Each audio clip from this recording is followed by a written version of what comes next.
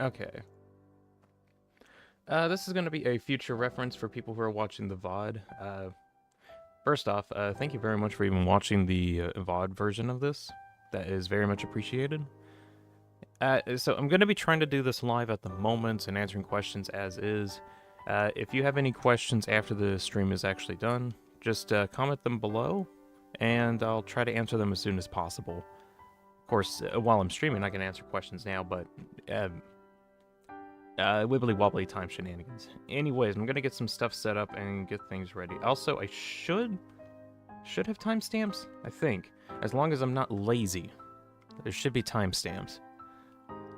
Okay, I'm gonna make sure things are up and running, and I'll start in like 10 or 15 minutes. Skip ahead till I actually start it.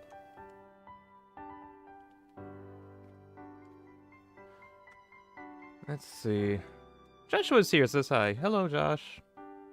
Finally going back to Satisfactory and trying to finish, or not really like do a ton, but just like show off stuff that I've been doing on there, because there's been some stuff I've been doing that I just haven't shown off, so trying to show it off here. And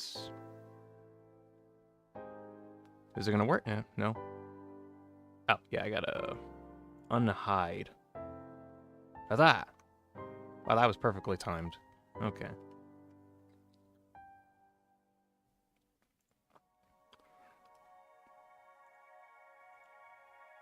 Let's see.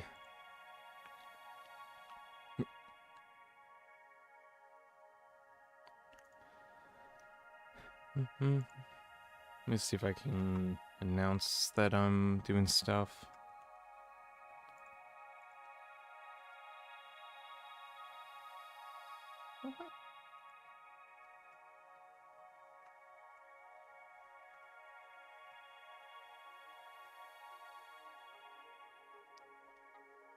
Okay. Sent that. Did you miss playing this to Joshua? Surprisingly, not a lot. It's hard to say. It's hard to say because like I really did like playing Satisfactory. I really do enjoy it. But I've had a problem where everything just took forever to get done. Let's see. See if I can post that there too. There we go. Ender's here and says peak. Yeah. So yeah, a long time ago, I did some streams for Satisfactory, and I really did enjoy it for the longest time. Up until a few months ago, where I kind of got to a part in my Satisfactory world where everything just really took forever to get done. So I was like, man, I don't feel like streaming this because it takes me like 5 hours to do something simple. And it takes me like 3 hours to do a minuscule amount, and it just got to be where everything took way too long to finish. And I had like other stuff that I really needed to do. So I kind of made the unfortunate decision to just like not stream my gameplay of it for a while, and just kind of work on it off screen. So basically what we'll be seeing is like all of the off-screen activities that I've been doing over the past several months. And then even still, like I haven't actually booted up this game in like 2 or 3 months, I forget. Bobcan's here and says that he's frickin' sick. That sucks. Oh yeah, Bobcan, about update on like winter stuff that's been going on, or I guess winter update in general. Everywhere is ice. It's just ice everywhere. Everything is ice. That is all. Manageable amounts of ice, but still ice. It's one of those where Bob says that it's like we're one of those where your body hurts. Hate that illness that ails me. It's crazy. Hopefully you get better soon, Bobcan. Let's see. Joshua asks, has the game been updated since I last played? I think it has been. Hold on, let me check. I know that, yeah, there was like a small update back in December. I think like it fixed a couple bug issues and also allowed trucks to carry fluids or something like that. I think that's what it was. It hasn't been updated all that much. That being said, I don't expect it to be that very updated because it's like the Satisfactory dev team have worked really hard on it. I really wish they would like do more. Oh well. Bob says that there is a lake that is completely frozen, completely freezes in the winter. It's like an hour and a half away from here. I've got like a river creek thing that's kind of near me, and actually I haven't checked if that froze yet. That's like it's kind of far. I'm expecting it to have frozen. But yeah, last night, or let's see, yesterday, a lot of the snow has melted. And then, well, it's cold enough today that all that melted snow has refreezed, so everything is ice. Yay! I even spent, like, yesterday trying to clear out a bunch, and it doesn't work.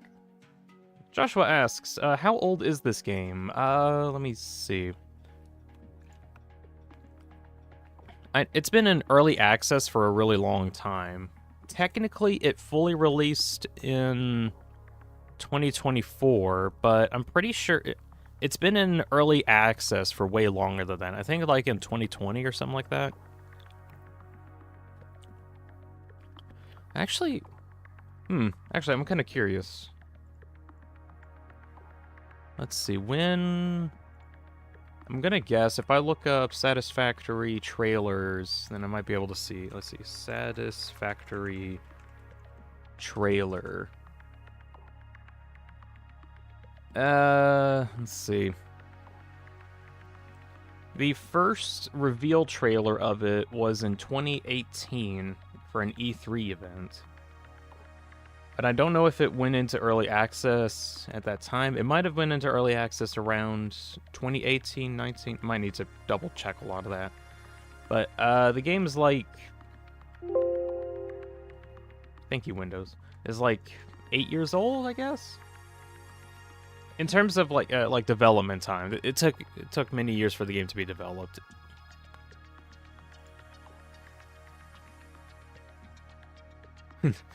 I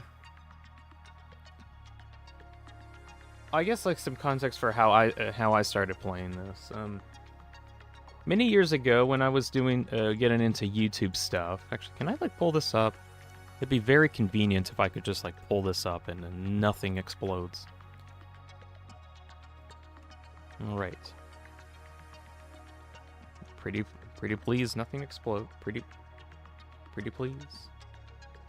Pretty please, nothing explode. Yeah. Yeah. Cross our fingers. Hopefully it works. Oh, yeah, it works. Nice. Let's see. Years ago, let me like scroll down to my earlier stuff. I did some Satisfactory Let's Plays here. I tried to zoom in and I lose all everything. But let's see. There was my original series that I did. That was like the big thing that I did for my YouTube stuff early. There was like Minecraft videos, but I also did like Satisfactory stuff. And the world that I worked on, I called the 20x20 world. Well, Silence is here. Hello, Silence. Yeah, so yeah, this is the 20x20 world series, and this is specifically because I made a giant tower that was... the idea was all of the manufacturing was limited to a 20x20 foundation zone. So all of the constructors, manufacturers, furnaces, stuff like that, all of that was done here in this massive thing. It is a huge complex, and I really enjoyed it. And also, the game broke like many times while I was making it. Oh yeah, I actually have like like a little time lapse showing showing the creation of it over time. Because I actually took photos of making it. I didn't do the same with the stream world that I'll be showing off later. But this is pretty much just how I started playing.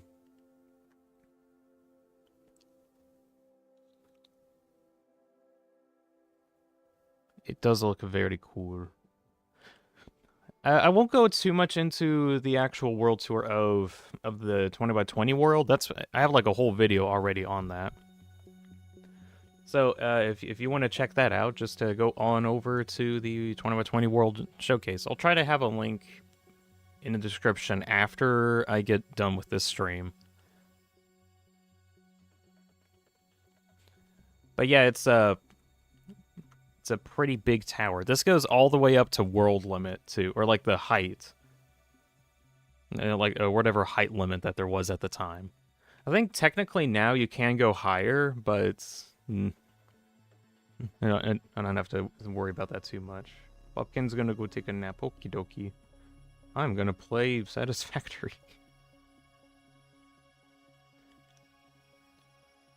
Okay, see, I won't show that too much more. If you want to check that out, you can check out the video that I made for that. How much time did it take? I'm guessing you mean the 20x20 world. It was, I think, like a year's worth of progress, something like that. I forgot exactly how long it took me. Let's see.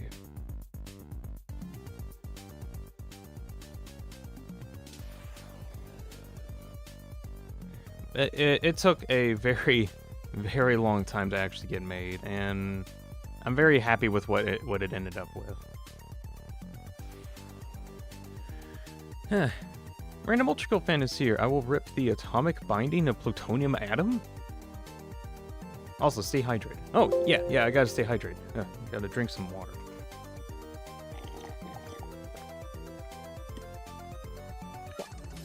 Water. Alright. Oh, yeah, when did I start my stream world? I want to double check that.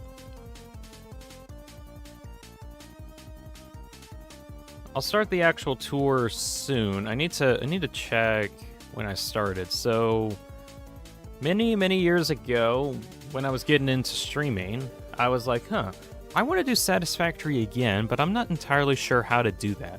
I could make an entire series off of it, which I probably could have done. Looking back on it, I probably should have done something like that. But I just wanted to try and stream my experience instead. And it started way over here. Gameplay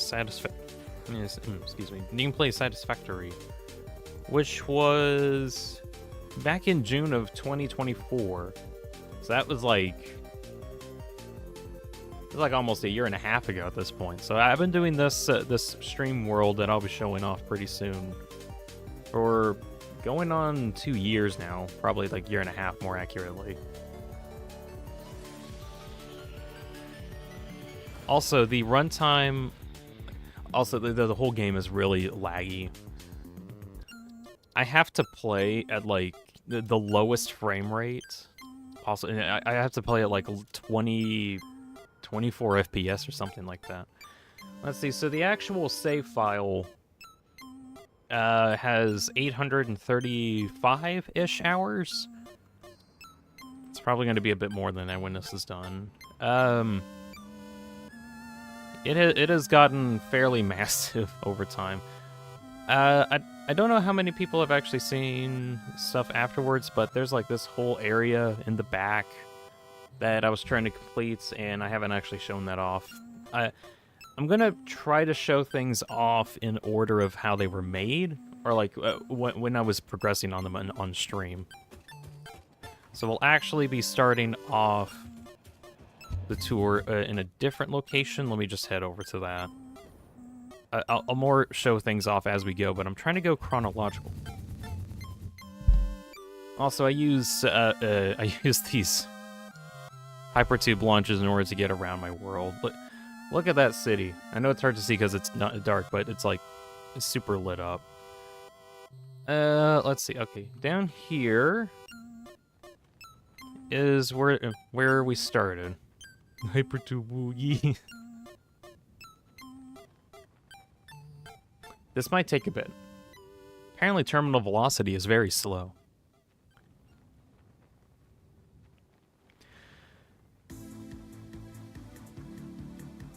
Oh, well, hey, while I'm falling. Where's the... I got that thing working.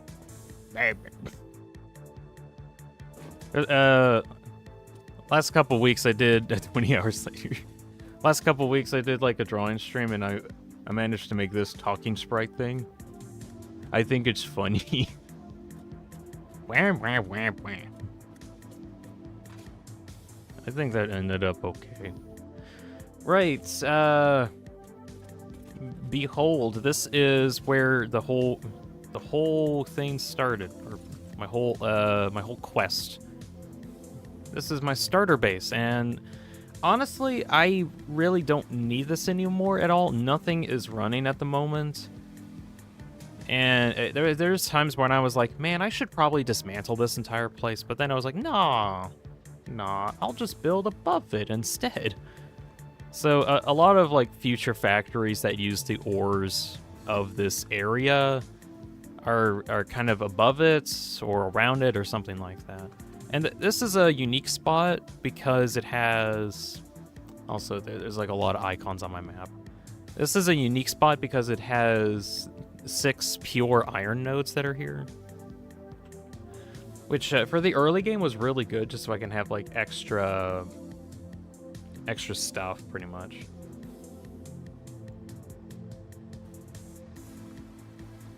And now, many hundreds of hours later, I kind of use all the resources for making iron plates.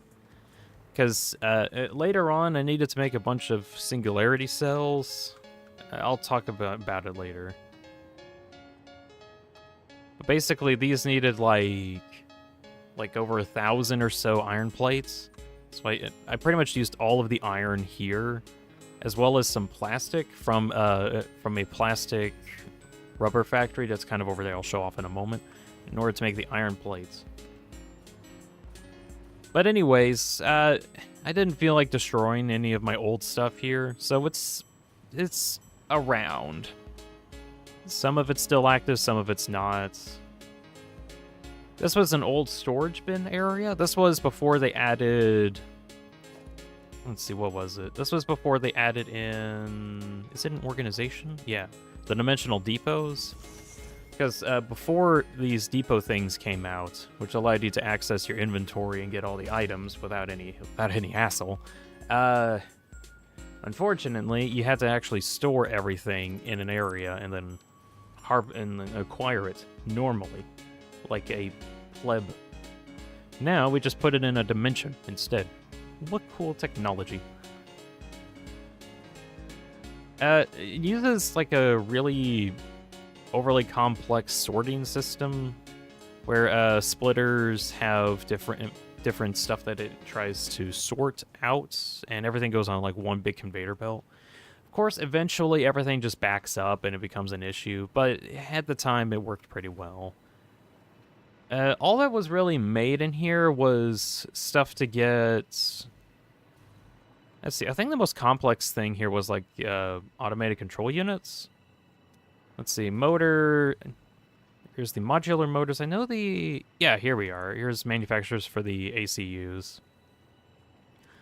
And pretty much this whole factory it works to make that kind of stuff. And that got me through the early game. Let's see, let me head over to the other area over here. Also thing to mention, when I mentioned about the dimensional depot, and about like immersor spheres are the things that you use to make dimensional depots. They are around, but because the world is actually really old and the game gets updated every now, whenever the game was in early access and the game would be updated, you would actually be able to get your whole world reloaded almost, and a bunch of old stuff that you shouldn't have double copies of ended up having double copies. So, because the world is actually really old, I actually have way more Mercer spheres than I should have access to. Legally, of course, but this will come up later, where I use like a whole bunch of dimensional depots for some stuff. I don't know for certain, but I think the same goes for like the Somer Sleuths. That was like another resource that was limited. I think I got like more copies of those than I should. I don't remember. See, I don't need those. But I do know for a fact I have way more Mercer spheres than I should have. Anyways, this is my early oil refinery plants that made fuel, plastic, and rubber. At the moment, it's pretty much decommissioned as up above. This is like a new addition on the top here. All it does is turn everything into polyresin, and then turn it into, or let's see, turn the heavy oil residue into coke, and then everything goes into plastic. And I think it makes like 300 a minute. I think it makes 300 a minute. I believe that's what it was. And I use all of that plastic, and I mentioned earlier, to make iron plates for singularity cells later on. Overall, that's just like the original oil place. Let's see. Well, we're going to head over to my original coal power plant now. This is also like the steel plant, or like steel manufacturing section that got me through the early game. Also, autosaves take like a solid 2 or 3 seconds. Yeah. I guess while I'm heading this way. So, an issue that I've encountered, the world itself is pretty massive, like it's way bigger than it ever should be. I had problems where the game would crash very frequently, up until I not really figured out, but more like caved in and decided, fine, I'll like disable the engine limit or something. Because apparently, like, huge Satisfactory worlds have a problem where things start crashing or breaking down whenever things get too big, and the devs don't want to deal with that because it's beyond the computational limits of the engine. So I'm like, fine, I'll, like, disable the limit or whatever. So now it doesn't crash, which is good. However, as a downside, actually, let me see if my task manager can pull up. Can I pull up my task manager just to show, like, stuff? It is using every bit of everything that I have. Can I actually show it off? Probably.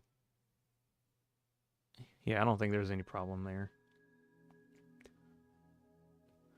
So, yeah, it's using, like, all of my CPU right now, which already is, like, kind of a lot.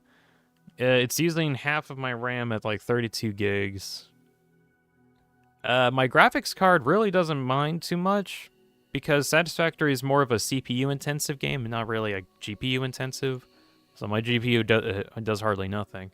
I kind of wish the game did have some way to use your GPU, just because it's like extra resources. But, oh well. You can see it's using like almost all of my CPU. It doesn't help that I'm streaming all of this too. Okay.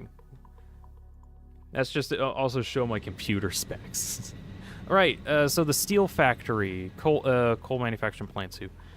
Let's see, over here, also early, I really wanted to use trucks. There is a station way over in the starter base that has a truck that picks up steel bars, pipes, Deuterium, encased beams, and sends them all the way over to the starter base.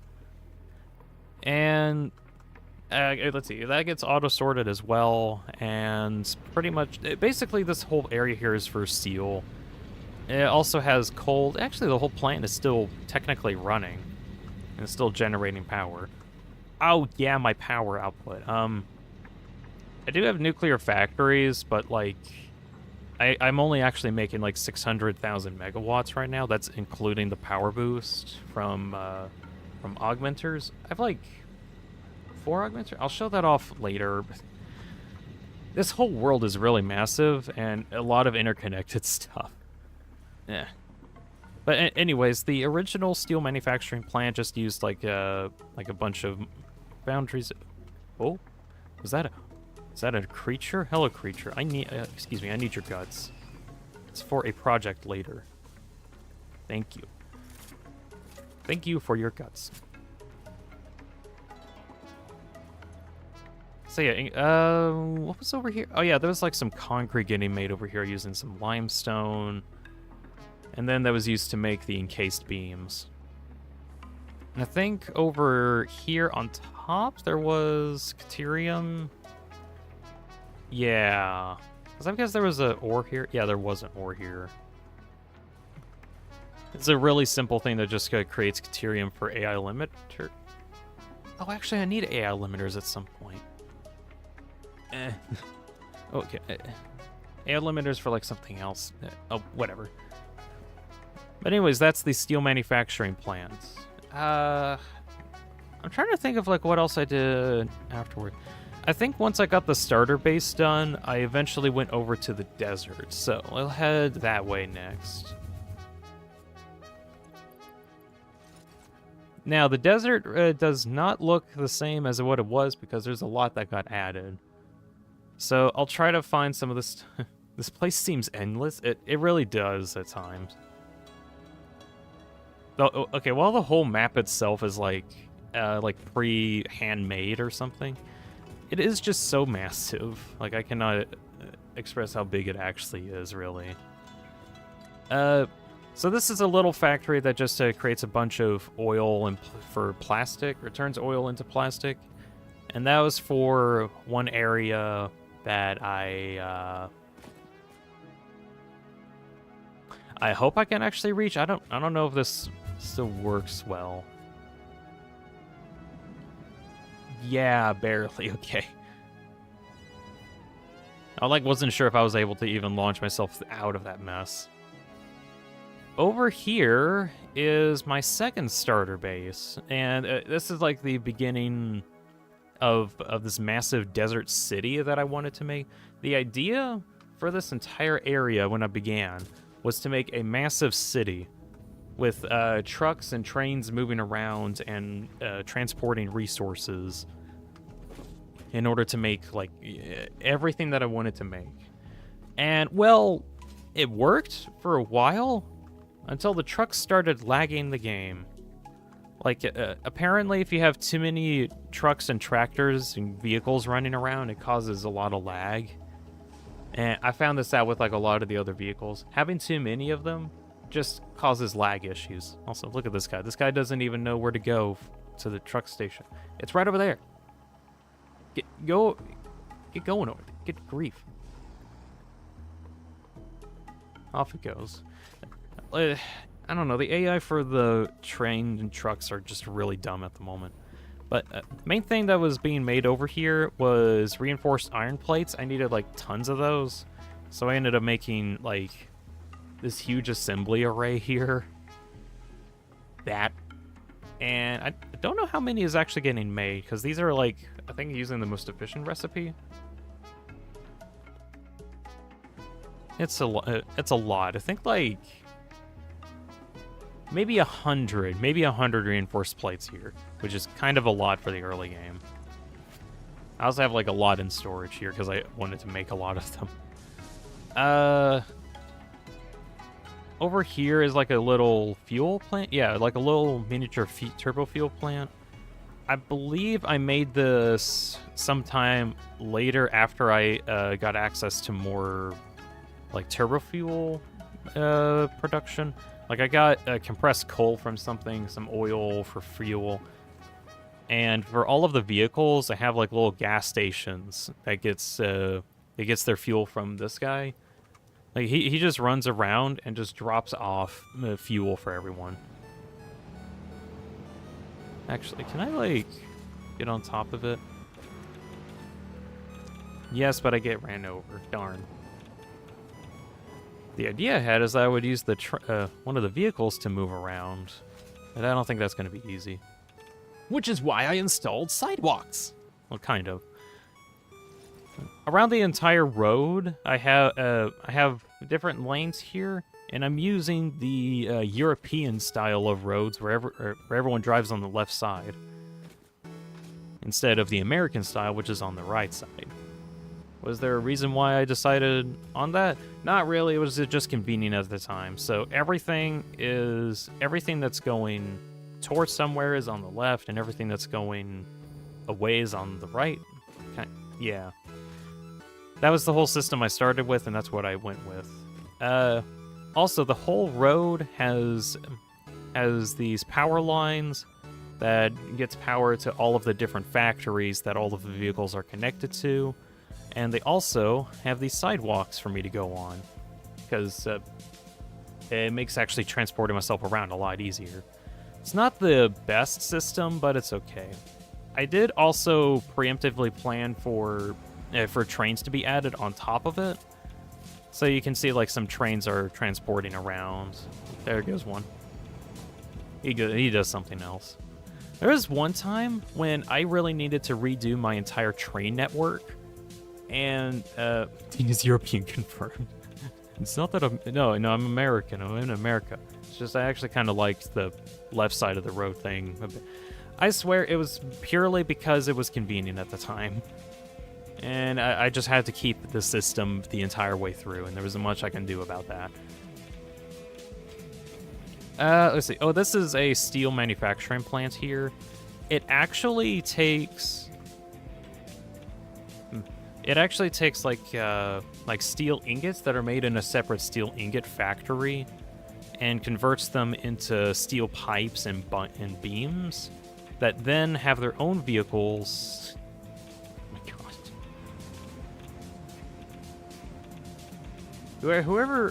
Whoever made these guys have a license. I don't think they have a license to drive, so they just kind of run into each other. Oh, just some stuff here. It says hello, peeps. Hello. Howdy, just some. Going through Satisfactory World tour at the moment. We're on a steel manufacturing plant that actually has this big skyscraper thing. Oh, something else. Around this time, I made a bunch of these blueprints. I've made different versions as time goes on, but the blueprints themselves are like...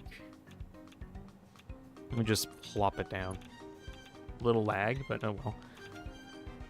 It's basically these huge cubes that it tries to hold as many manufacturing machines as possible, and then it contains all of the logistics needed in order to have like a ton, like everything go to everywhere without any issues. So in this case, I have, I think, what was it, 18 foundries in this one blueprint? Yeah, 18 foundries in this one blueprint. And I have different inputs for them all too, where like this one has inputs for the left and right side of each foundry. And then there's the output for everything. And it's all split into 3 layers, purely to help with making sure that all the items get distributed correctly. I do have to go in and like modify each of their recipes in order to get make what exactly I want. That's a small price to pay for. I now have 18 foundries ready. And then, if ever I don't like it, I can just delete it. And that posed to be very, very useful, especially for like this one's for constructors, and this one's making steel pipes specifically. But it's a basic blueprint that I've used throughout my world for a lot of different constructions. Just so I can, like, okay, I don't want to spend a whole hour trying to make stuff. I'm going to make this very repeatable, basic cookie cutter thing. Like, this whole tower has, I think, 4 or 5? 1, 2, 3, 4. Okay, 4 different constructor blueprints just so I can make a bunch of wire. And that was it. That was kind of the idea behind these. So anywhere that you see like the purple cubes is one of these blueprints that are being used. Depending on like the project that I end up doing though, sometimes the cubes themselves cost almost too much for bigger projects, so I have to kind of scale them down a bit, or scale down how I do the project or something. Anyways, at the moment, all of the steel that's being manufactured here is going towards making this stuff over here, which makes stators and then combines them with AI limiters in order to make control rods. Alexis is here. Hello, Alexis. Hello, I'm doing my tour thing. Just passing by. Okay. All right, back to this. So the original purpose of this area was to make a bunch of these magnetic field generators, and that was for a part of the space elevator. Oh yeah, the space elevator. I don't know how many people know, but there's the space elevator. We're trying to fix up this spaceship. It's almost done. I'll actually finish it today. Let's see. Nowadays, I don't really need the mag field generators here. I have an entire different factory for it. So I ended up repurposing it recently. Recently, as in literally just last night, I was making Ficsonium Fuel Rods. Because I was like, wow, I have a lot of plutonium fuel waste. It would be great if I had a way to get rid of it. Anyways, I made this. I have a bunch here. These are fuel. I really don't need it. If I were to get these things working, I'd, Is it working? Can you not sync these?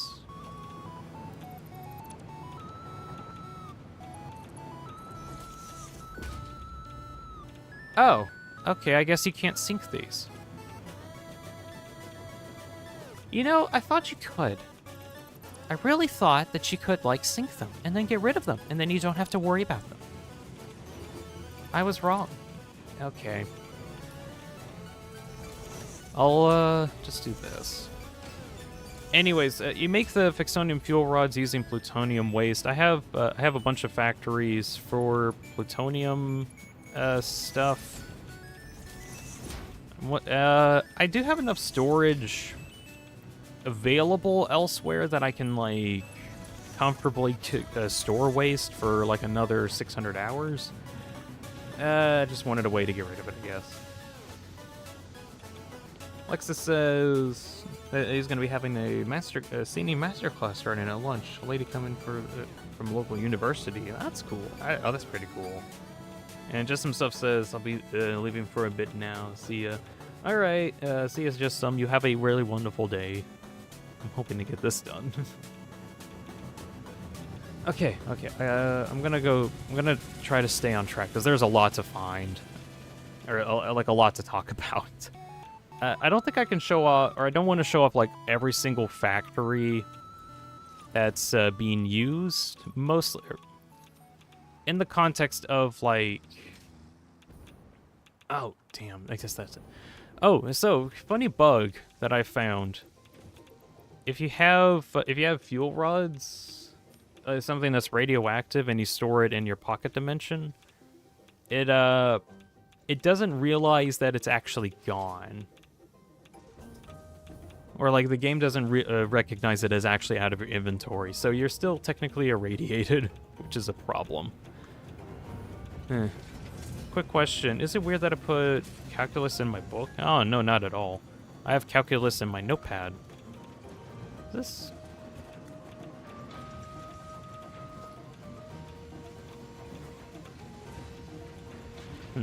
Oh, yeah, speaking of, like, notepad stuff, all of the calculations that I've used for my projects is stored in a Satisfactory notepad folder. Like, I do a lot of my calculations using Notepad and just write everything out. So, there we go. Hi. Hello, Notepad. So, like, this one, as an example, is stuff for some of the late game items for, like, ballistic warp drives. And I have, like, all of this text here just to keep track of everything. And I use this for, like, a lot of my later factories, so I have, like, the exact numbers that everything's supposed to be making. It's all gotten to where I've gotten really good at figuring out what kind of factory needs to get made, but I think over time I just got so good at making the factory what? Uh, um, the notepad stuff, I just ended up, like, eyeballing a lot of it. Like, just doing really rough math and still getting it right. But for, like, the really big projects where I needed to make sure I had the resources, I had to, like, really write down everything.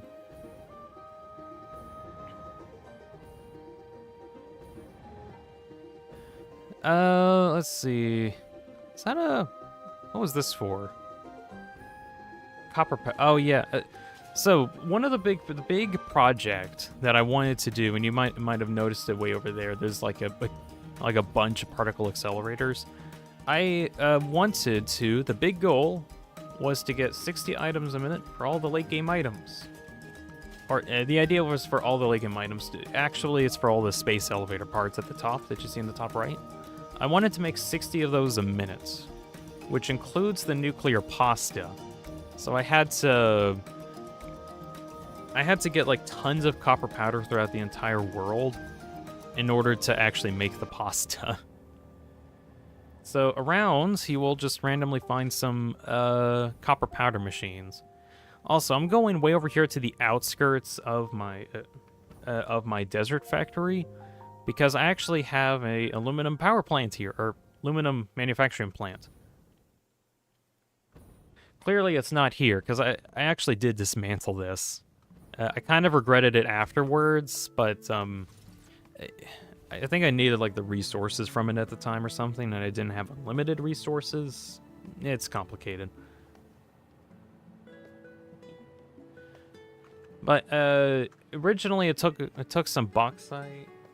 It took some bauxite from the swamp biome that's like right over there, and turned the bauxite into aluminum. And then I used that aluminum for like a lot of some manufacturing stuff.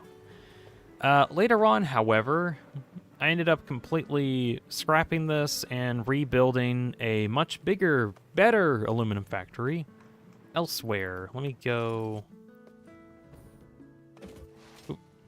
go over there now.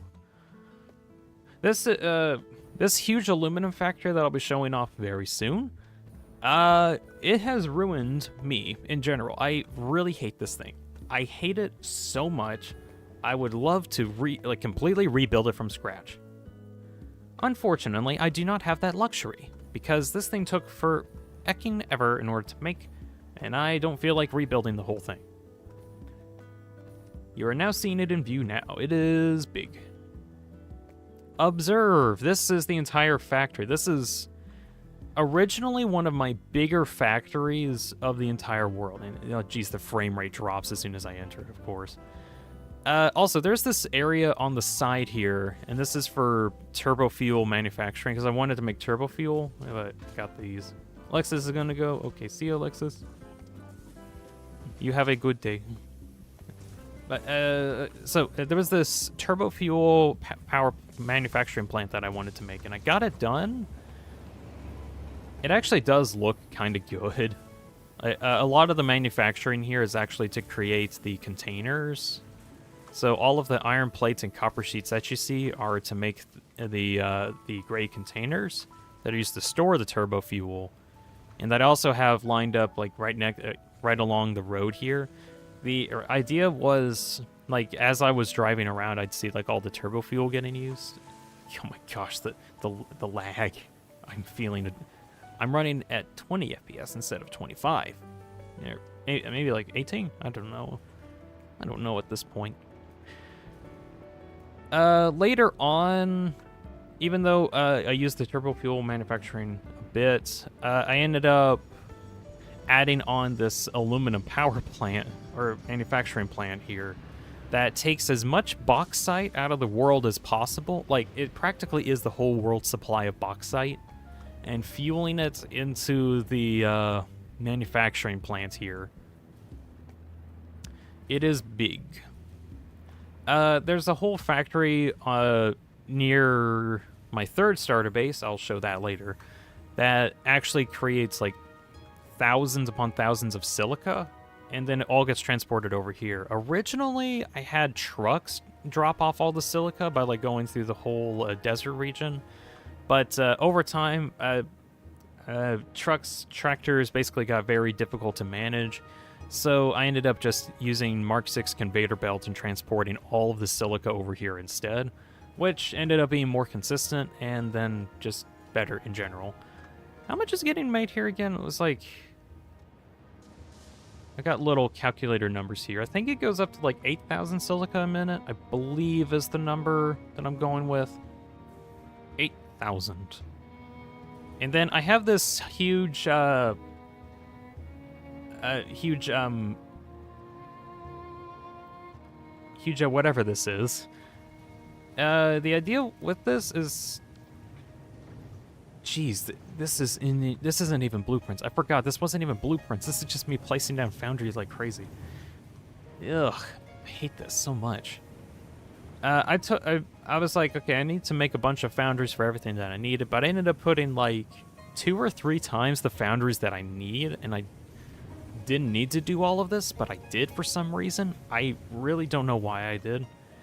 So now I have to deal with this massively inefficient array system where I try to put things in the front and then fill things later on so that it gets the stuff that it needs.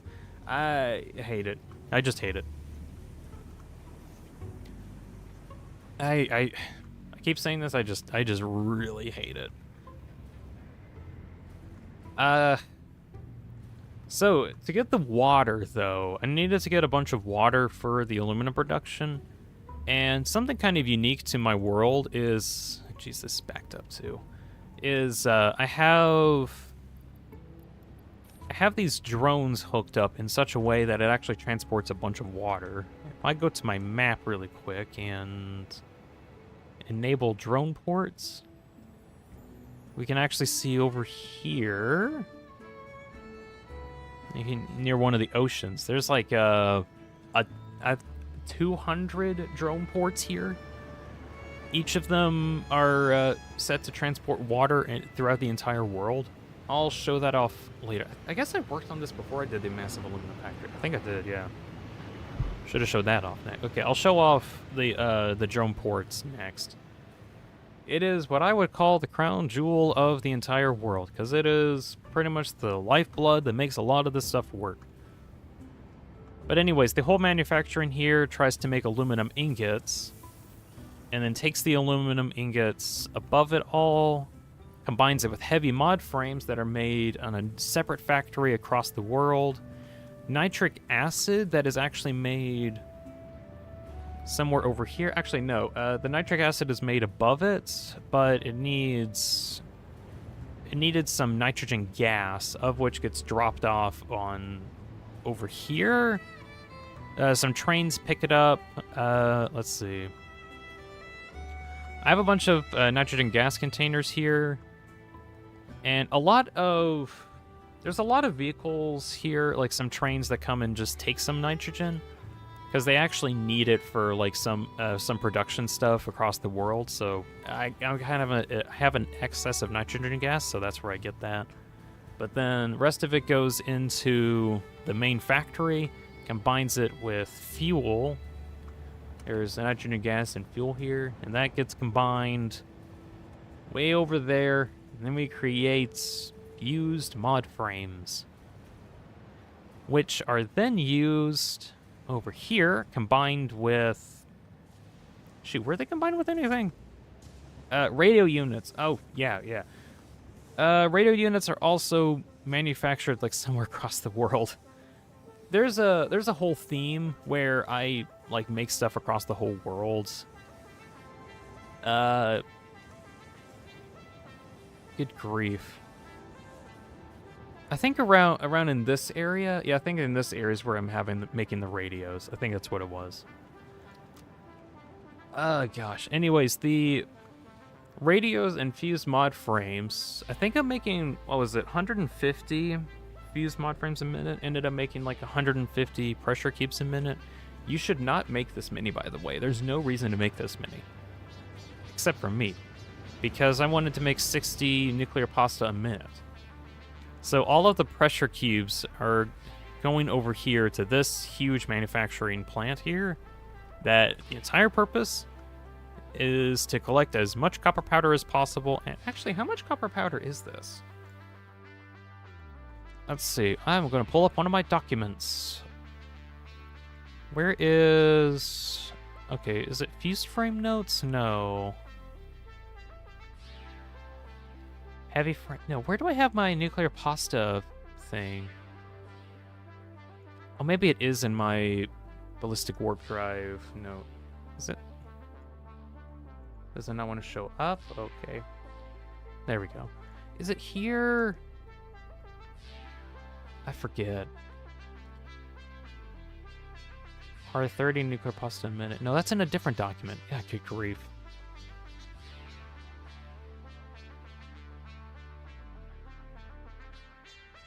Fused frame notes?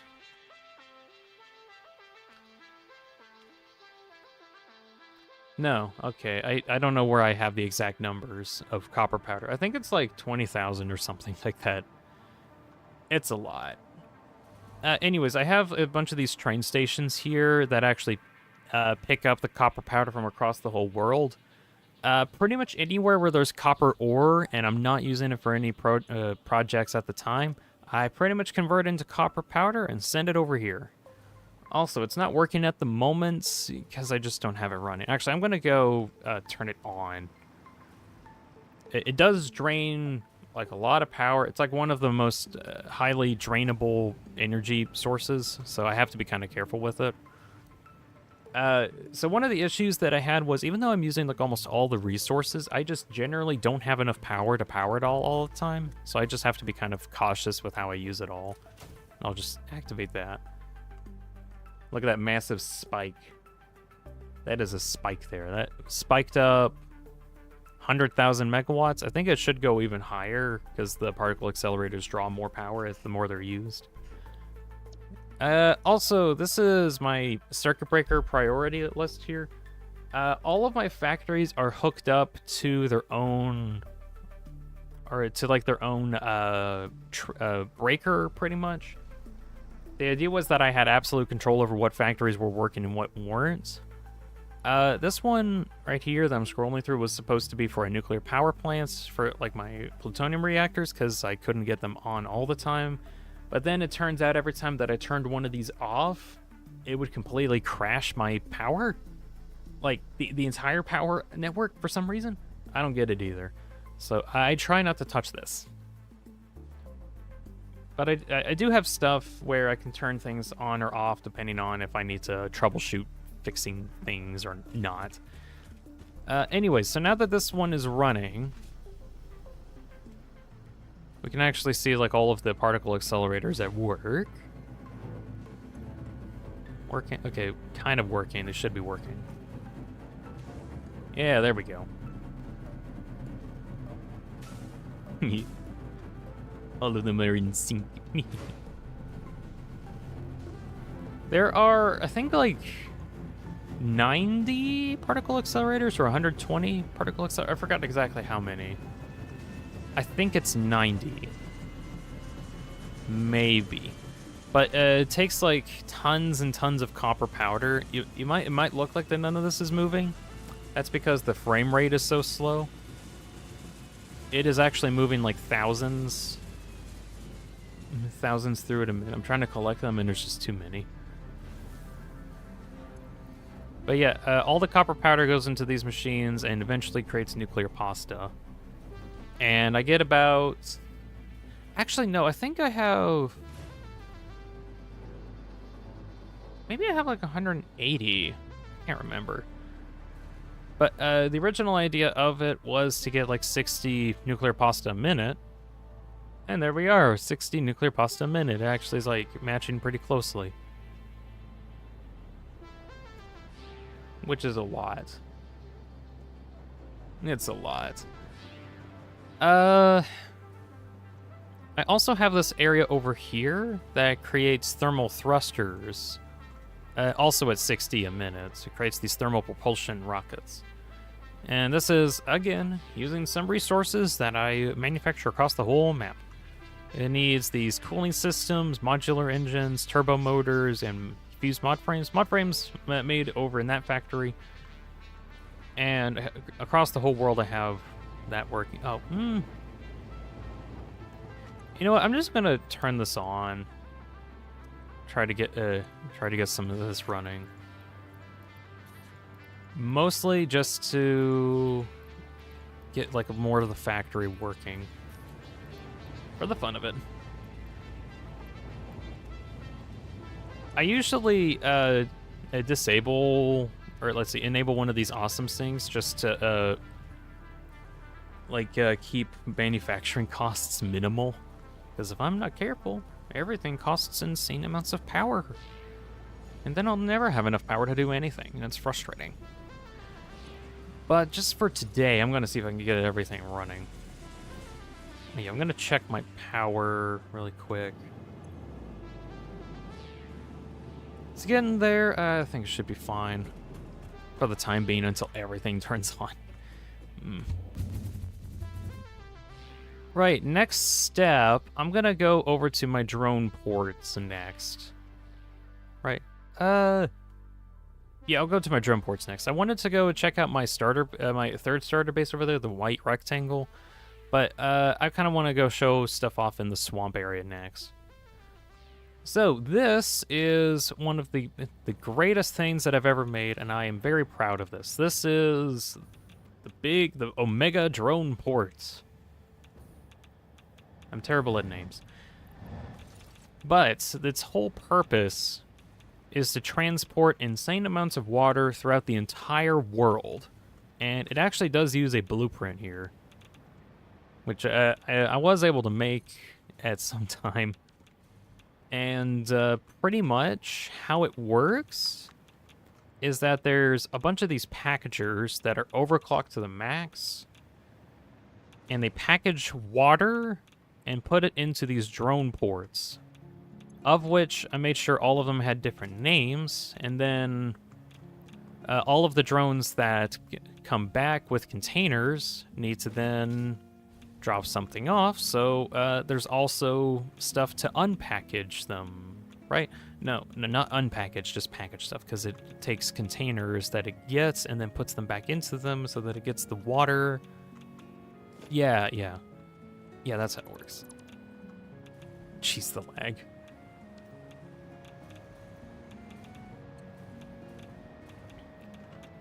So anytime that one of these drones comes in, there are water bottles that go into it and empty containers that come out that then get redistributed into the system.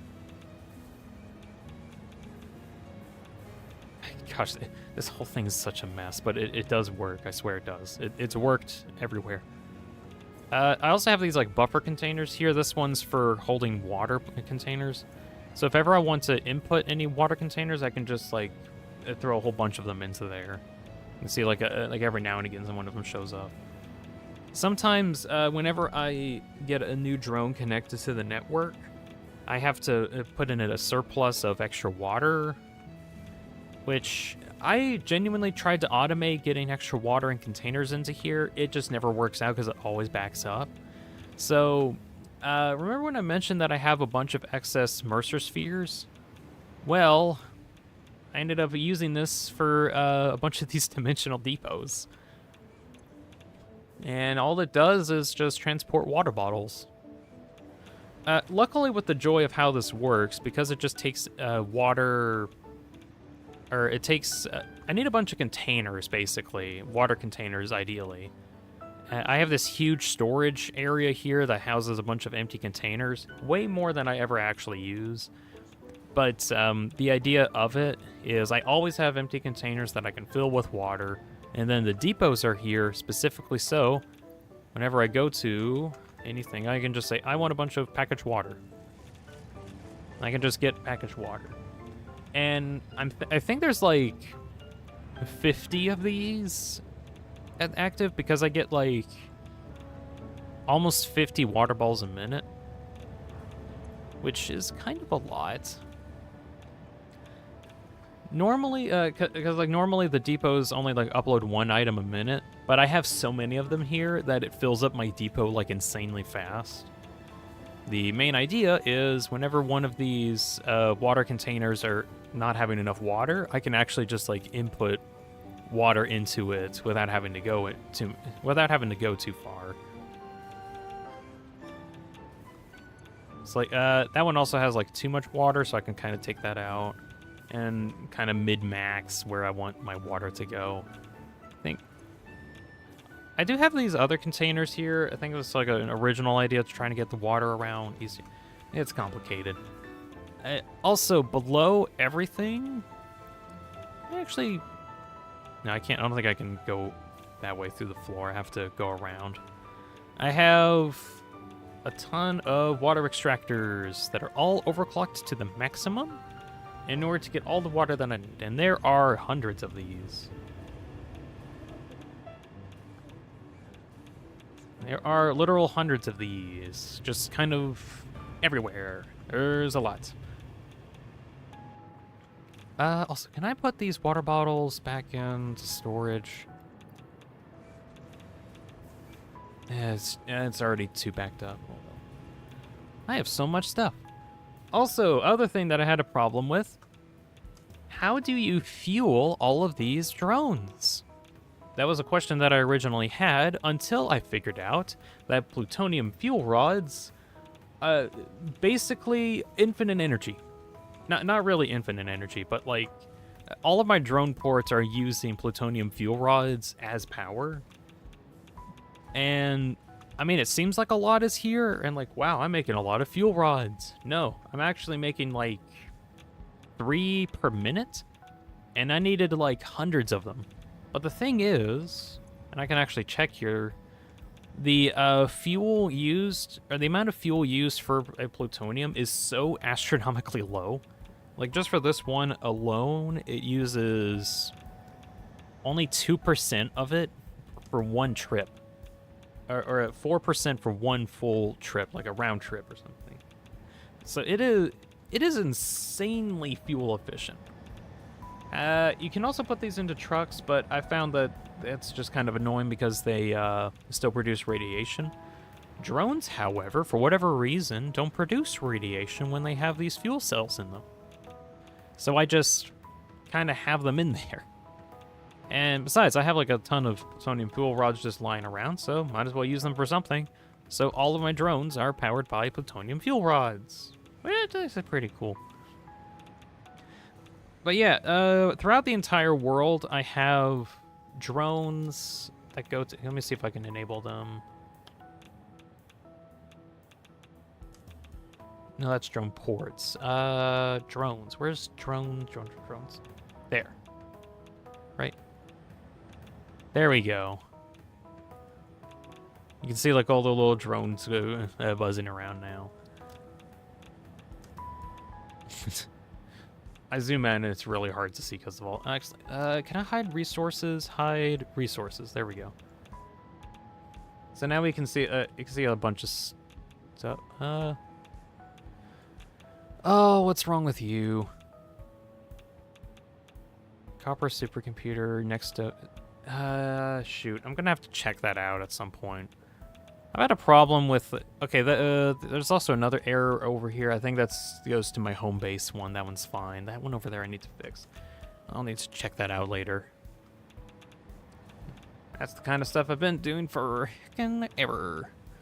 Let's see. Other stuff within the swamp biome is I have a nuclear power plant over here just because there were some resources around and I needed some extra power, so I have that being made. Ooh, is the... No, the train that I have for this is not here yet, darn. Next question, is there a launcher here? No, I don't feel like making a launcher either. So yeah, this is just one of my small nuclear power plants. Makes a bunch of nuclear waste. I forgot exactly how much. I think it's like 40k megawatts, something like that. I think that's how many is getting made here. It's an amount.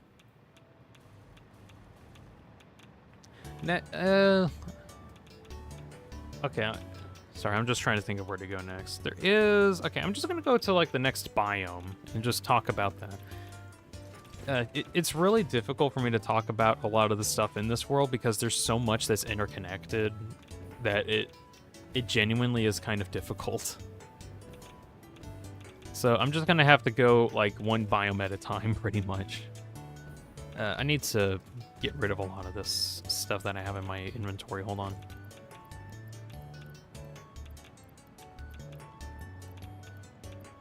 I try my best to have a clean inventory while I'm walking around.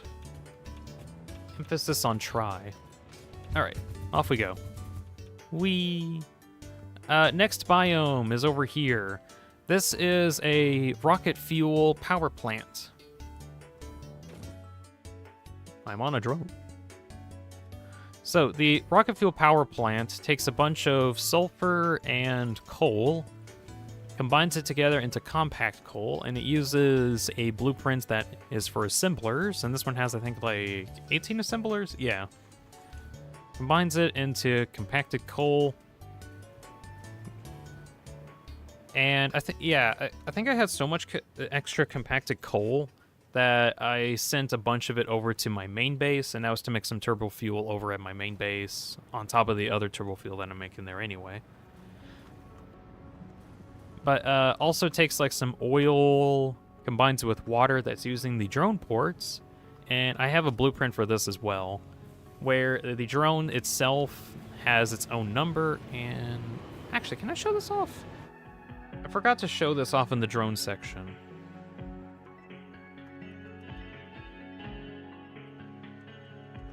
I have a spreadsheet that's whole purpose is to keep track of... Is that it? No, where did I put it?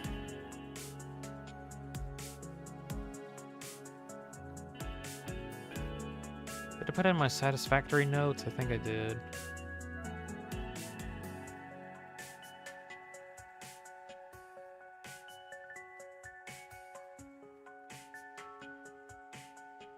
No, I didn't. Where did I put my drone thing? Shoot.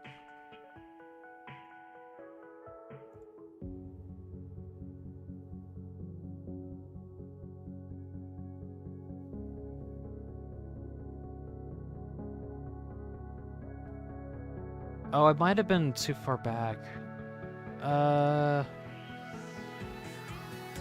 Damn, I don't know where exactly my Excel spreadsheet is. Shoot.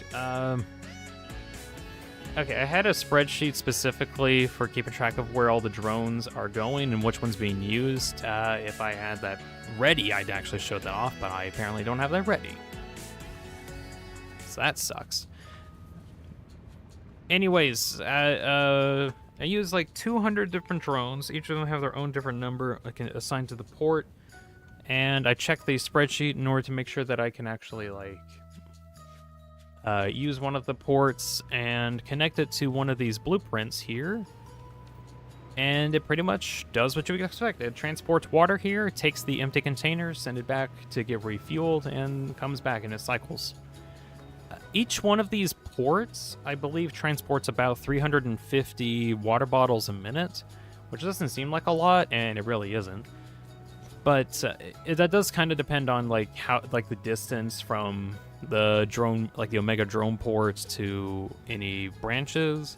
So a little difficult to tell at times exactly how many a minute, but it's roughly 350 per drone. So that's why I have like tons of them, because I need hundreds of the stuff. Let's see. Underneath here, what was down here? Okay, was it? Oh, geez. This was my attempt at like a rounded structure. I think this was the only time I ever attempted any rounded structure ever, and I really hated it, and I never wanted to do it again. Which is probably a lot why it's like hidden in the depths of this place. It does look okay, but I don't think I liked it very much. Anyways, where are we right now? We just suddenly found ourselves into a massive steel manufacturing plant. I think it's funny, I just like forgot that it was this close to my turbo fuel plant.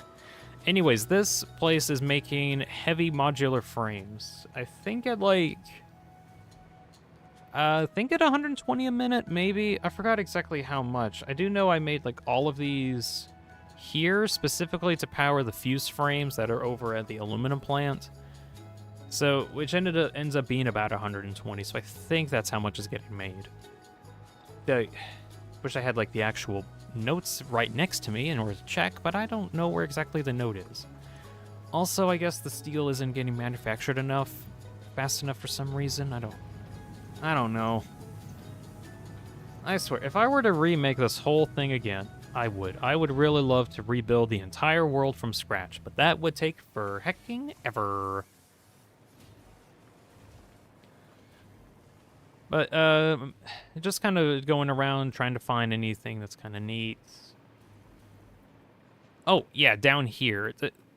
I was making, like, some rocket fuel over here, and that actually is still rocket fuel being generated. I think it makes, like, 40,000 megawatts or maybe 50, 70? I don't know how many megawatts I'm making anymore. I just keep putting numbers down. Why is there a bunch of containers here? Oh, this is for holding turbo fuel, because near all of that gets sent back to spawn base, specifically to make an excessive amounts of diamonds, and it needs turbo fuel, so I have turbo fuel there. And all those containers was just to store that. I swear, this place is so interconnected, it's ridiculous. What was getting made here? Okay, reinforced plates. I think, okay, reinforced plates here. That's a lot. Were being combined with rods that were also being made through steel in order to make mod frames. And this is where all of the mod frames were being made for the heavy frame manufacturing, just kind of around the corner. I actually remember, like, the stream making this whole area, and this was kind of interesting just because I had to, like, expand out. Like, it was thinner at the start over here, and then it, like, expanded outwards as it went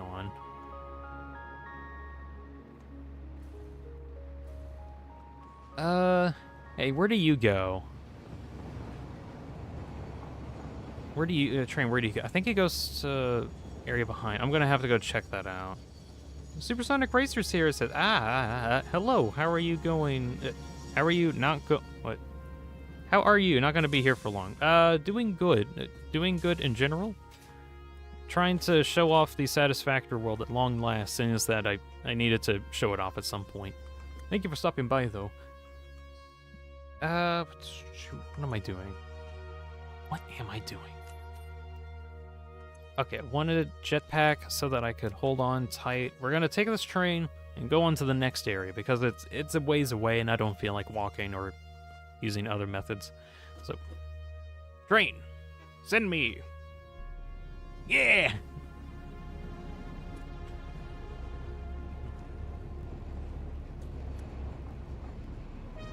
Okay, next plant that I'm going to is, I believe, for the radio control units, which are then used for the fused mod frames that I showed off in the aluminum factory beforehand. Actually, okay, I'll stop here. So this is Sonic Ridge is gonna go right now. Might be bye. Okay, see you, racer. Bye. Over here is a huge plastic plant. It used to be significantly bigger, but I actually completely scrapped it and rebuilt it from the ground up, because I figured out better ways in order to make more plastic. I think it makes, like... I forgot, like, I know it's in the thousands. I forgot exactly how much plastic is being made here. But there's a strategy that you can do to get, like, insane amounts of plastic or rubber. And at one point when I made a huge rubber plant that makes 7,800 rubber a minute, I was like, you know what? I need to change my plastic one. I think I can rebuild it and almost double or triple the rates.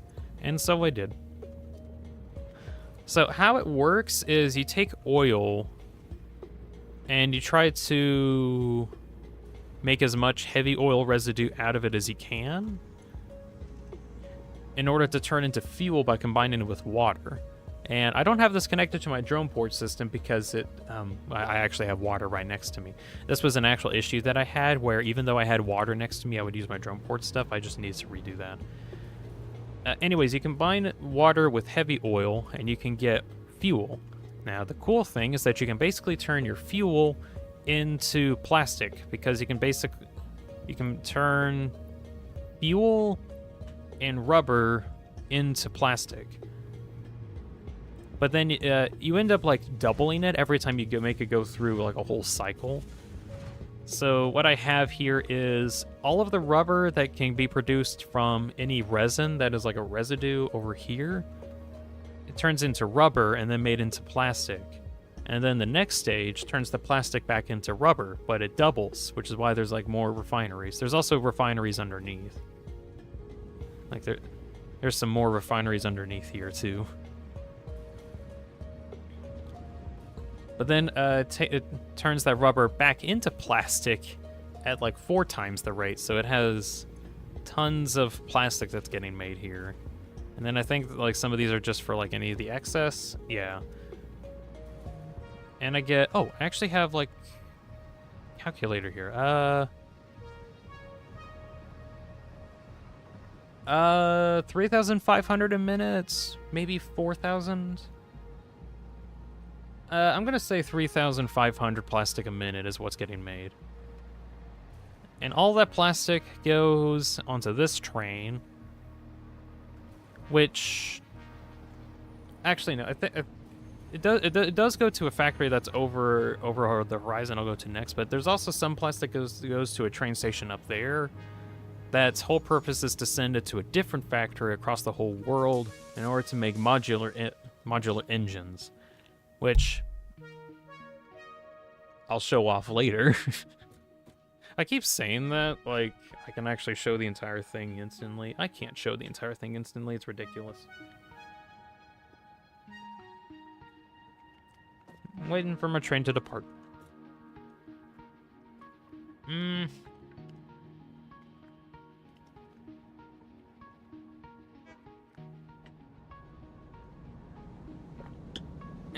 Okay.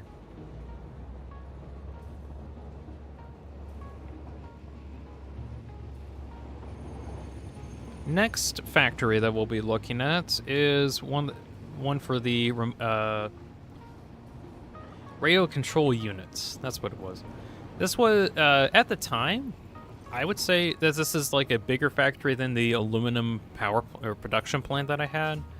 And I mean, looking at the depth of how it's going, it most certainly was. I have made bigger factories since then. Let me see if I can like find a way up. Good grief. So up here at the very, very top is actually where my radio units are being created. And fun fact, when I was making my drone ports, I made this like around the time I was making my drone port thing, but I had so many ports that needed to be made. They also needed like tons of radio control units in order to be manufactured. So I had to like really up the rates of this thing in order to get the amount needed. Also, this was kind of funny. I needed a bunch of the depots here just to store like tons of the radio units, specifically because all of the blueprints that are needed for the drone ports needed like 60 batteries for every placement, as well as like a ton of other resources. So I just had to like have a lot. There was a lot. But yeah, this whole thing makes some aluminum casing down here. I think this is one of the refineries for it. Yeah, or it makes a alumina solution. This is using like a basic aluminum manufacturing. I wish it was actually brighter so you can actually see what's going on.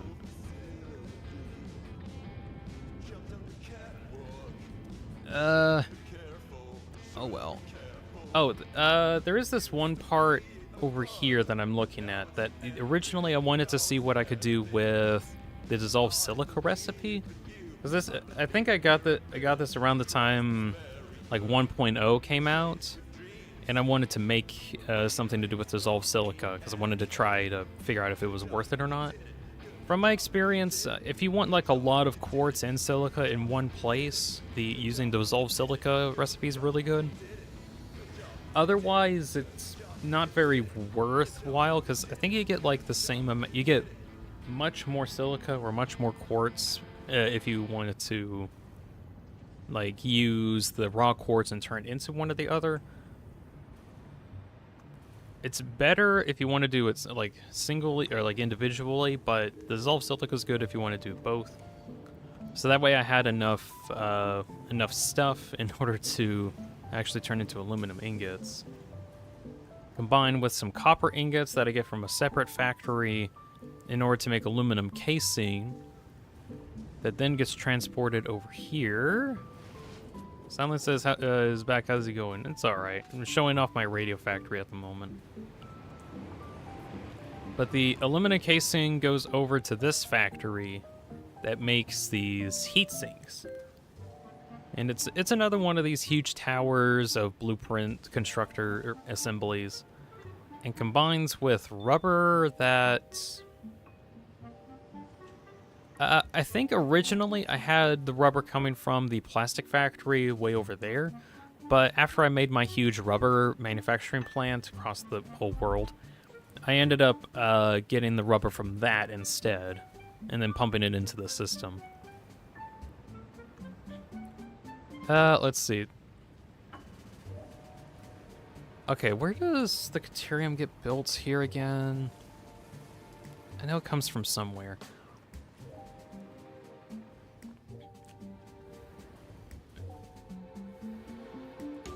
I say I'm questioning where the things come from because there is a lot.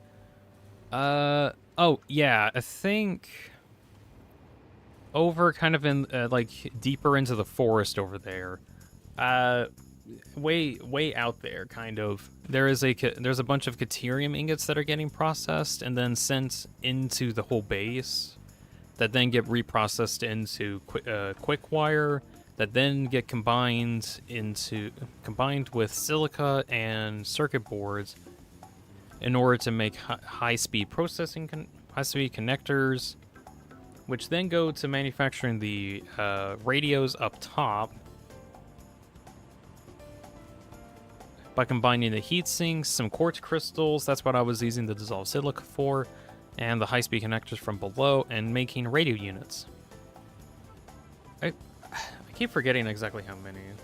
How hot does your computer get while playing this world? Surprisingly not that hot. Although I think that's because my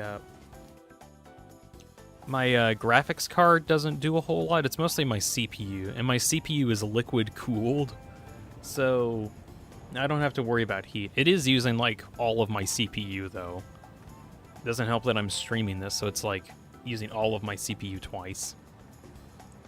Oh, there's this whole other section that doesn't actually work with the radio units, but it takes like a lot of other resources in the area and is used to make adaptive control units, which I think is really funny. Like, it's only to make like 30 of these things a minute, just in only 30. Yes. But then in actuality, that 30 is like a lot because each manufacturer only makes like one a minute, so it needs like tons of resources in order to make one of them. So yeah, this whole section is just for the adaptive control units that are... what were they for again? Good grief. Adaptive control unit. They were for... Oh yeah, they were for making assembly director systems. At the end of the stream, Dean's computer will explode. No, it never explodes while I'm playing Satisfactory. It really doesn't. Satisfactory is more CPU intensive, like number crunching instead of graphic intensive. I could probably have the graphics going more intense, but that would actually lag the game, so I don't want to do that. Anyways, the ACUs are being combined with some other stuff across the world back at spawn. in order to make assembly directors that are then used in order to make quantum computers. I believe is what it's for. I think I'll probably need to double check. Is there a train ride I can take?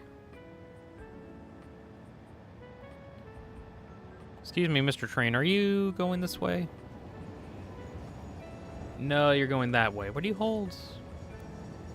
You hold heavy frames. Okay. Okay, I think there's like a launcher that I can take nearby. I'll try to take that one to the next area. Here we are. All right, get me out of here. Send me... Let's see, there's some quartz getting harvested over there. In this area, there's not a whole lot of factories. There's like some bits, but not much. There's a copper powder factory over there that just makes copper powder. Actually, I don't think it's working at the moment. There's this factory over here that produces an incredible amount of Quickwire that is used for a plant I'll actually show off very soon. But yeah, this thing makes like tons and tons and tons of Quickwire. I think it makes like 8,000 a minute. I think this alone does, I think. I don't know how I can actually find like the proper numbers, but it does make a lot.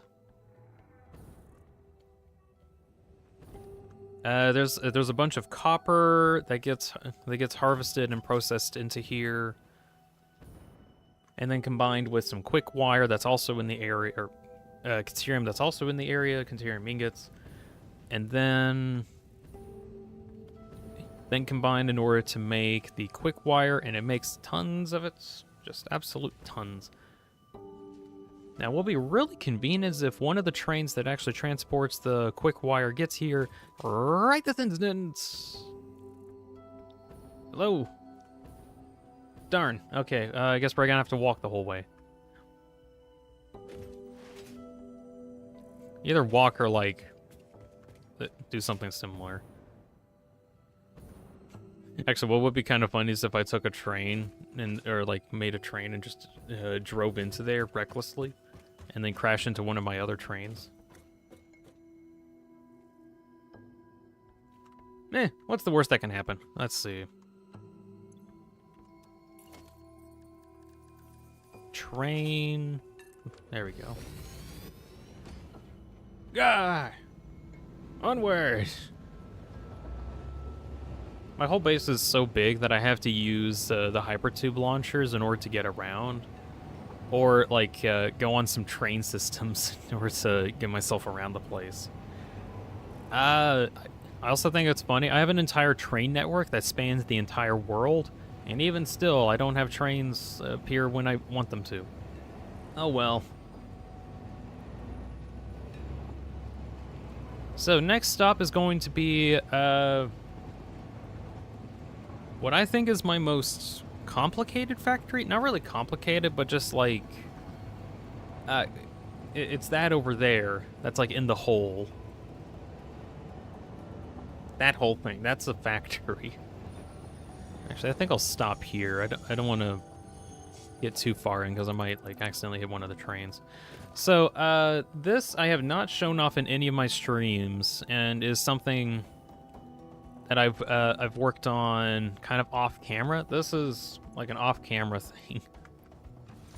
So this is like a first for people who have like watched my streams and haven't seen this one yet.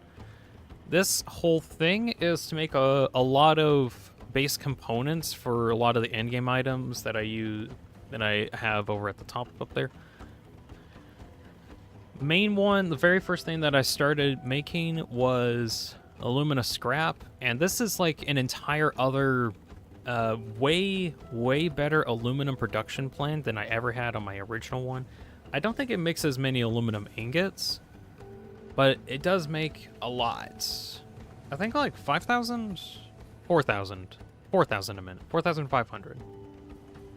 Actually, I have my numbers here, don't I? 4,000...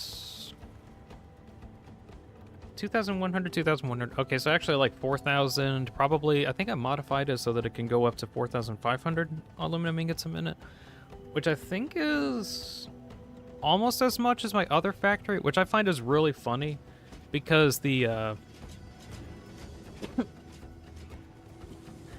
sorry, the other factory that I had probably makes a bit more or a little less. I can't remember exactly how many aluminum ingots a minute, but this one is like way better.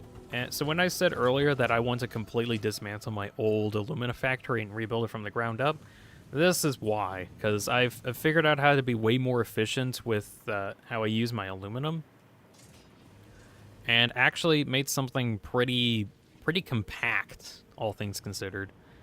Because it uses sulfur, it uses this instant scrap recipe that combines bauxite, coal, sulfuric acid, and water, which most of it's kind of normal, which you'd use for aluminum. It's just the sulfuric acid that's different. But I've got a whole system that gets all the sulfur that I need and changes that. To get the bauxite, though, that was a bit of an issue.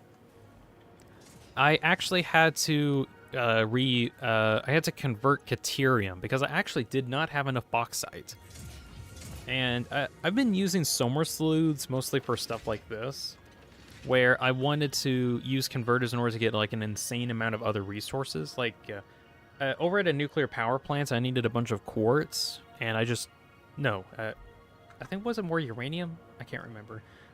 In order to get more uranium, I needed to convert a bunch of that. Over at the radio production plant that I had, that showed off earlier, I forgot to show this one part, but I needed more quartz, and I have one section that converts a bunch of coal into quartz, and I use somer sleuths for that. So, yeah, these things are really good. I have a very limited amount of these. So I used like some that I had left to make a ton of bauxite. And all the bauxite that's being converted from the caterium is being turned into aluminum ingots. The aluminum ingots actually don't go towards making stuff like fused frames. They are purely because of Ficsite trigons that I got over here. And the Ficsite, Ficsite trigons require Ficsite ingots. That requires you to have some amount of ingots with reanimated SAM and convert it into the ingot, which then gets turned into the Ficsite trigons, which is just, it's a late game item, basically. But in order to get, like, a lot of it, I needed either excessive amounts of iron that I did not have access to, but also if I did get access to the iron version, the amount of SAM required is actually more than ever. The Satisfactory is telling me I've been playing for 2 hours. Yes, I have. Jeez, the stream is actually an hour and a half long, and I've only been through like a third of everything, maybe half. I don't know where I'm at now. Anyways, actually, can I like pull up my document, because I might be able to read some of this. Yeah, I think a lot of the stuff that's being made here. Oh yeah, for the superposition oscillators, I needed aluminum sheets. Aluminum sheets are getting made here. I also needed, where is it? So for those, no. Where do I need the trigons?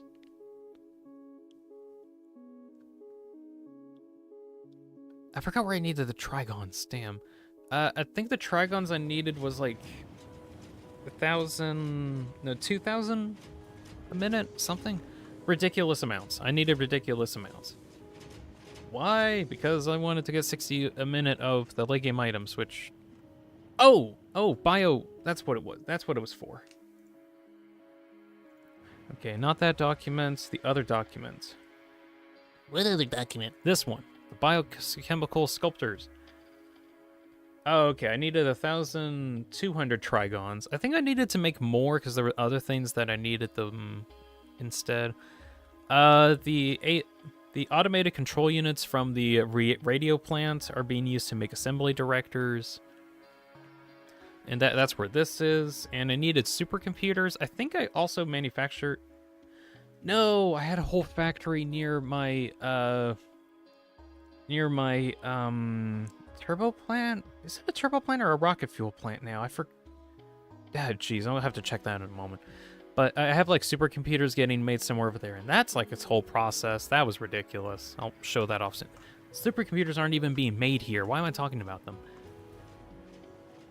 Oliver here says hello. Hello. I'm trying to show off a bunch of my Satisfactory stuff. I'm already an hour and a half in, and I haven't even done half of it. Yeah. So, what does this plant actually make? I actually have this one train system here that contains a lot everything here. So it needs, or it transports 1,400 fixite trigons. 1,620 aluminum sheets, 60 magnetic field generators, 180 crystal oscillators, and 30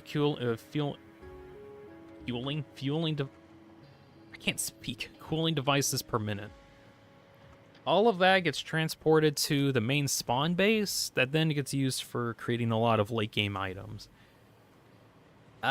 This whole plant is kind of ridiculous, frankly. I really wish I kind of like I would better show a lot of this off because there's so much here that's like so complicated. But it is really cool. This whole area here is just for the crystal oscillators that I need as well. It takes rubber. I think I get rubber from a different manufacturing plant that's across the world. Which that everything's from across the world. Good grief. Let's see. I know there's copper that gets made here. Caterium. Oh yeah, the Quickwire from the factory earlier gets transported here and converted into AI limiters. These things. There's also other processing that goes on. I use a bunch of copper ingots that are made in this area, turn them into copper sheets. The Quickwire is also being used here to make stators. Also over here, I believe? Yeah, to make some more AI limiters, just a bunch. How many factories do you have in total? That's a good question. That's a good question, Oliver. Actually, okay.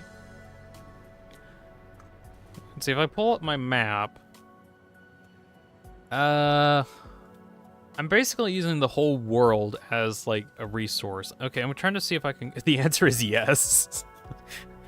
I'm going to go with silence as an answer. The answer is yes. I have a whole desert factory, or, like, a whole factory that takes place in the entire deserts. I showed that off earlier.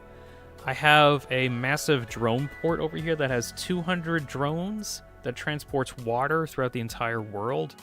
There's a factory here that creates radio control units and adaptive control units. There's this. What was this? I forgot. What was this for? Or was no wait? This was the. No, this is the radio control units and adaptive. That's what it was. This is for plastic refinements, and I have like 4,000 plastic being made a minute there. There's like a copper factory in this crevice down here that makes a lot. There's a Quickwire plant that makes like 8,000 a minute. I'm in like one of my bigger factories right now that just makes a ton of random stuff for late game reasons. Oh, also, okay, no, I'm going to focus on factory stuff so that I can focus on one thing. Let's see, there's aluminum plants, kind of like aluminum production plants in the middle, but there's like, those are tiny, I don't really count those. I just use a lot of the bauxite for other stuff. I have a bigger aluminum plant it's over here in the top right. I have a massive fuel generator plant over here in the top ocean that also has like a bunch of supercomputers getting made. There's my nuclear power plants that are over in the top. There's a massive amount of concrete that's getting made here that gets transported across the whole world to a heavy modular frame factory over here. There's a lot. There's a lot. I as much as I want to show off like all of it, it's almost impossible to show off the whole thing because there's a lot. That kind of gives you an idea.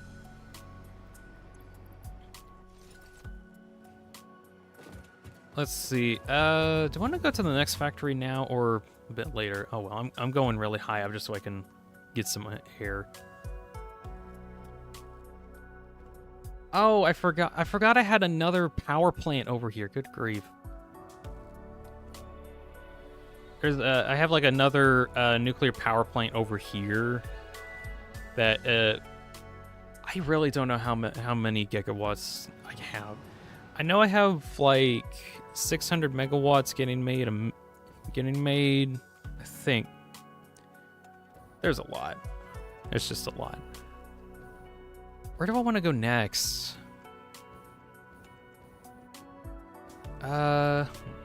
So yes, amount of factories. Yes.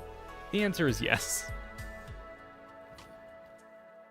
If I were to rebuild it, I'd probably make it more organized. But it's already pretty organized, despite how chaotic it is. I'm almost out of fuel. Shoot. No, I want to land near thing. Okay. Okay, that's good. That's good. I need to refuel myself. Let's see. There we go. Packaged ionized fuel. Yay! I'm now fueled up. This is a small aluminum plant. This basically makes like all of the aluminum that I use just for depot reasons comes from here. And this was like my early game aluminum base. All the bauxite here now goes towards the massive aluminum plants that I showed off earlier. That's where most of the bauxite comes from. Although I think a good chunk of it is also going towards the nuclear power plant for some other projects there. Also, kind of a side thing, I will be mentioning this a bit later, but I needed to deforest a lot of stuff here. So you might notice a significant lack of vegetation in this area. That's because I harvested all of it, because I needed it. I actually needed a lot of the vegetation here. I'll bring this up a bit later, but just note that there used to be a lot more trees and leaves and vegetation in general. There used to be. I still need to like work on deforesting the rest of this, but that just takes a lot of time.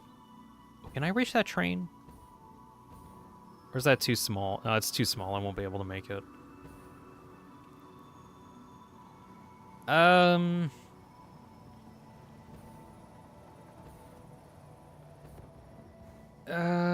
guess I'll land here. Is there any train? It might be a bit. There is a plant that's down there that I think it just only makes silica. Whatever, I'll go check it out. There is quartz that's being made here. I think the quartz goes to the big jumble factory from earlier, and then it uses the quartz crystals there to make crystal oscillators. But also here I have coal. Use coal, really? Oh yeah, I used coal to get a lot of the raw quartz. I think because I needed like extra quartz. Yeah, I think so. Darn it, that train already went off. Darn. I thought I'd have enough time to get on it. Oh well. Surely if we wait here long enough, we might get a train back. Maybe. I doubt it though. I'm gonna go to the next factory, which is a massive rubber factory that makes like 7,800 rubber minutes. You know, if I like didn't collide with the terrain, that'd be great. So, a lot of the projects that I needed later on required an excessive amount of rubber. Like, an excessive amount of rubber. So, I had to make an excessive amount of rubber. And that's what this is. This is the massive rubber plant that I've been kind of mentioning every now and again. All of the rubber that I use in the entire world is made here. Unless I can get some elsewhere, but this is basically where I get a lot of the rubber from. I have these three trains set up. Let's see. All of us gotta go. I like the stream, so I'll tune in again sometime. Okay, see ya. The VOD will be up like whenever I get done with the stream, so you can check out like all the stuff that that you missed out on. Anyways, you have a good day, Oliver. So, I mentioned during the plastic factory section that when I was making the rubber factory, I was like, wow, I can make like a ton of stuff. So, I wanted to rebuild the plastic factory with what I learned from making this rubber factory, and it ended up working out really well. Even still, I still think I would like to redo a lot of the piping, because I think I tried to condense too much of the piping together, and it just didn't distribute correctly.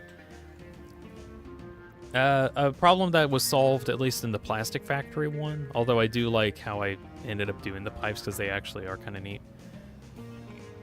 There is a lot of water that's nearby, because we're right next to an ocean, so it combines water and heavy oil, turns whatever oil is in this area, which is already a lot, into heavy oil, and then it uses a bunch of the poly resin that we have as a byproduct, turns that into plastic first, and then it gets inserted in, turned into rubber, turned back into plastic, once more at double the rate, and then once more, where it gets sent to these two here, these two refineries, and then doubled again into another round of rubber. And then that's where we get, like, the excessive amount of rubber that I desire.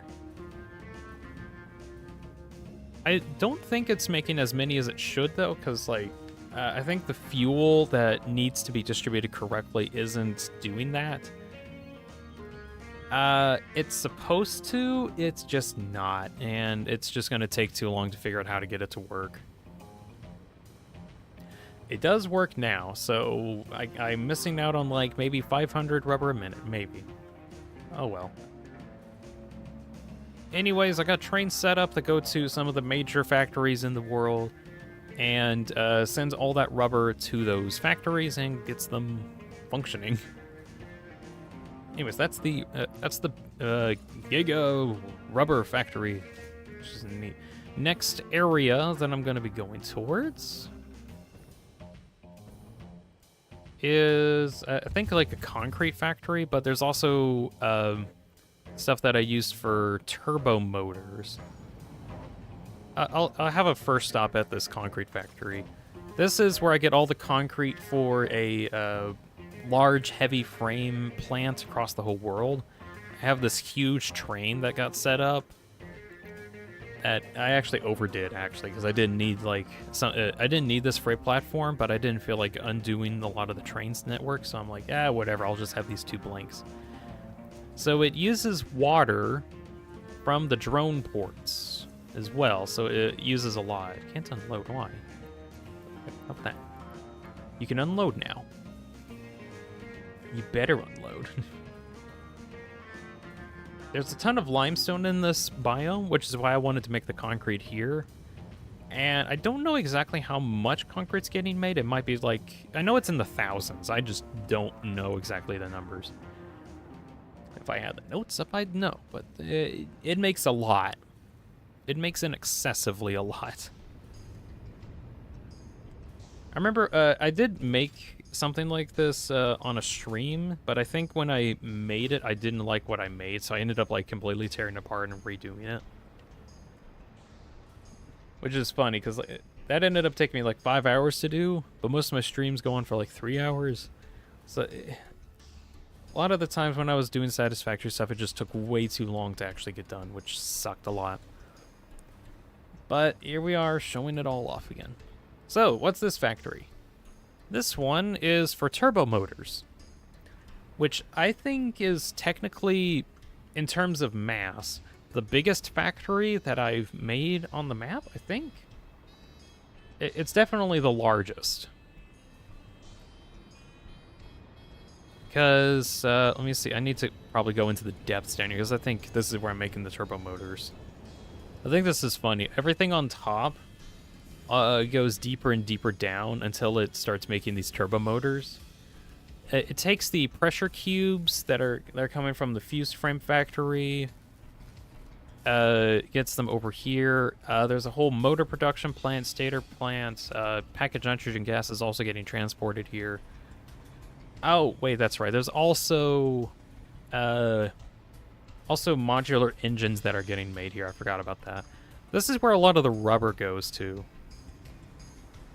Like, it uses a ton of rubber for a ton of manufacturing plants in order to make these modular engines. Which then, let's see. The turbo motors, the mod engines, and also cooling devices. That was another thing I needed. I know my Hodge-Podge Factory from earlier made cooling devices, but I just needed some more, so... There's cooling devices also getting made. They get transported to these drones that just mass transport stuff across the world to the thermal rocket plant that I had, like, near the aluminum factory in the desert. Also, all of the cooling devices are getting made off the side here. There's nitrogen that gets imported. That's what all this stupid piping is. Gets sent into here, combined with heat sinks. That gets aluminum from a local source, also known as my nuclear power plant, that just so happened to have an excess amount of bauxite. Or, I think, like, some other areas in the red forest. And turned into heat sinks so they can get cooling devices. Although, most of the stuff here is like a lot of iron requirements. So I have a bunch of these refineries here to make a bunch of pure ingots, pure iron ingots. Get a ton of it. I think there's like 15,000 iron ingots getting made here or something like that. I could just say 100,000 and it'd make just as much sense. Look, there's like tons of it. Realistically, I think it's like 12 or 15,000 iron getting made here. And that's because modular engines are insanely iron hungry. Because you pretty much need tons of iron in order to make a lot of the motors, as well as the smart plates. And over here is where the smart plates are. It gets plastic from the massive plastic factory from earlier. Rotors that are made here, as well as the refined plates made here as well. Combines them into smart plating, which then get transported to the modular engines and then combined with rubber and... Shoot, what was the other thing? Modular engine. What was the other thing? Oh yeah, duh, motors. Motors, rubber, and smart plates in order to make the mod engines. And all of these resources goes all the way back to the aluminum production plants in order to make thermal thrusters. Which then go used to make ballistic warp drives, but we haven't got that yet. ERAM's in chat. Hello, ERAM. Just got done showing off my mod engine factory, or mod engine turbo factory, turbo motor factory, and cooling device factory. It's kind of crazy. We came out as trans today. That's cool. That's neat. That's neat.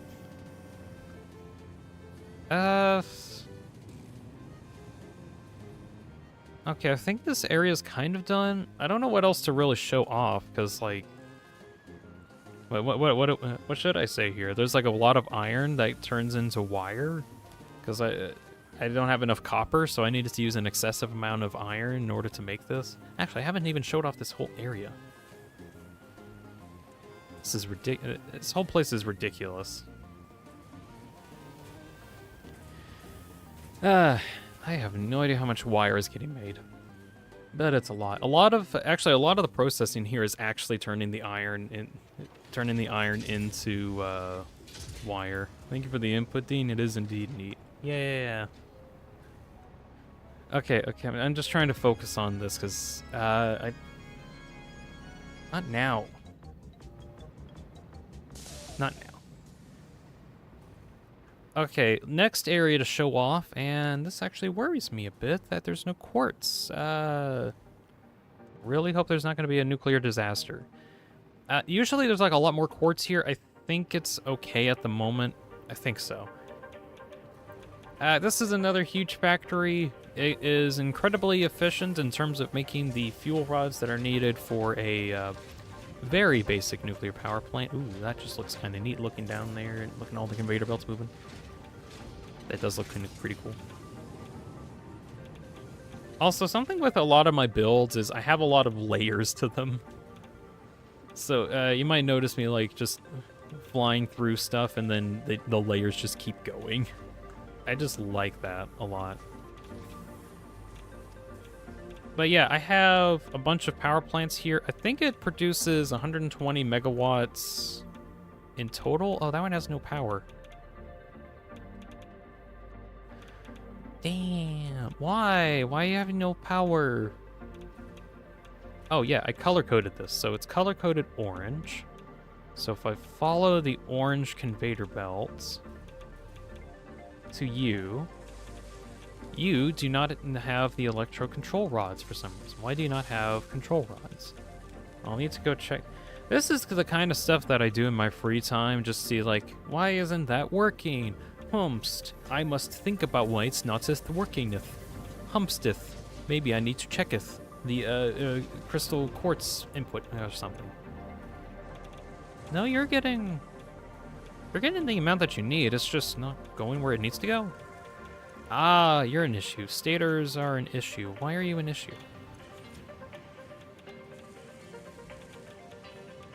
Whatever. I have enough power. I don't need to really worry too much about that. I don't think I'll have a nuclear meltdown anytime soon. Why are you overproducing? It's because you're not getting the water you need. I need to redo this entire place at some point, but I do not have the time for it. Because here is my water.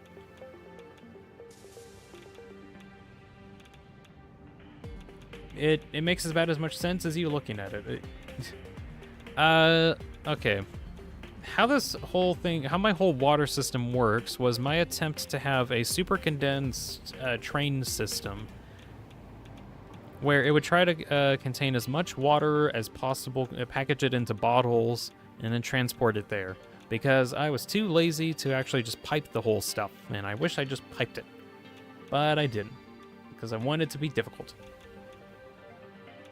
Rules plain satisfactory. It's very simple. So there's a bunch of water here. All of the water extractors here go into packagers that package empty containers with water, and then sends it to some trains that then send it to the nuclear factory to get unpackaged and then distributed as water to all of the reactors. Also, you might think that this is all of the water extractors. No, there's an entire second version that's just as long on the other side of here. There it is. It's a bit ridiculous, I think. I really needed to have redone this, and I actually redid this once already, where originally it was like one train that transported the bottles that also had empty containers. Now I have one train that transports the water bottles and one train that transports the empty containers. Which I think is like the only way that you can really do this. So I ended up needing like a ton of stuff anyway, so it didn't work out. Also over here, I have another blueprint thing for a bunch of excess power. This is where I keep a lot of my excess power at. And I have... Does it allow me to show? Yeah, 100,000 megawatts of stored power in total across my whole world. This is a huge chunk of it. I think I have other storage batteries elsewhere that store more, but if ever I am in a power crisis, I have that to help me through it all, which is really nice. Okay, heading back to the nuclear factory, because there's like a whole other side of it I haven't actually shown off yet. So, nuclear waste. I have shown off other factories across the world, or generator factories that are across the world, and big problem is, what do you do with all of the nuclear waste? Well, I actually send it off to this off-island that I built over here that stores all of the nuclear waste if anything goes wrong. If something does go wrong and I have a nuclear meltdown, as an example, I can just send it here.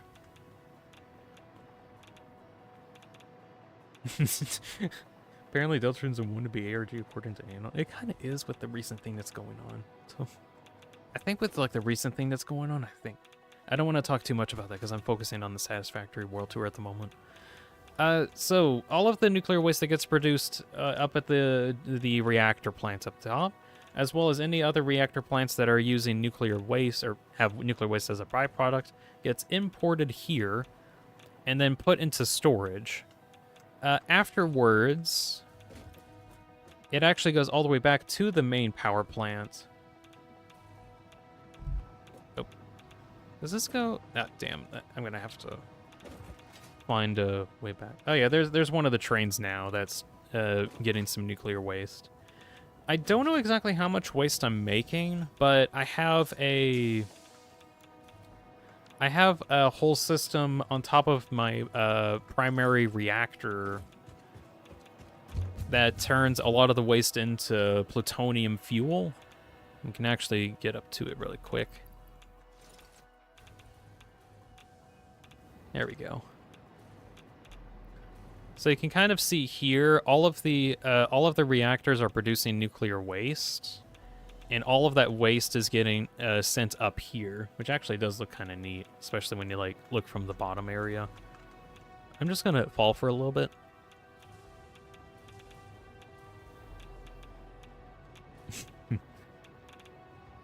I am honestly very proud of my reactor, despite like all the issues that it has. I am very proud of how it looks.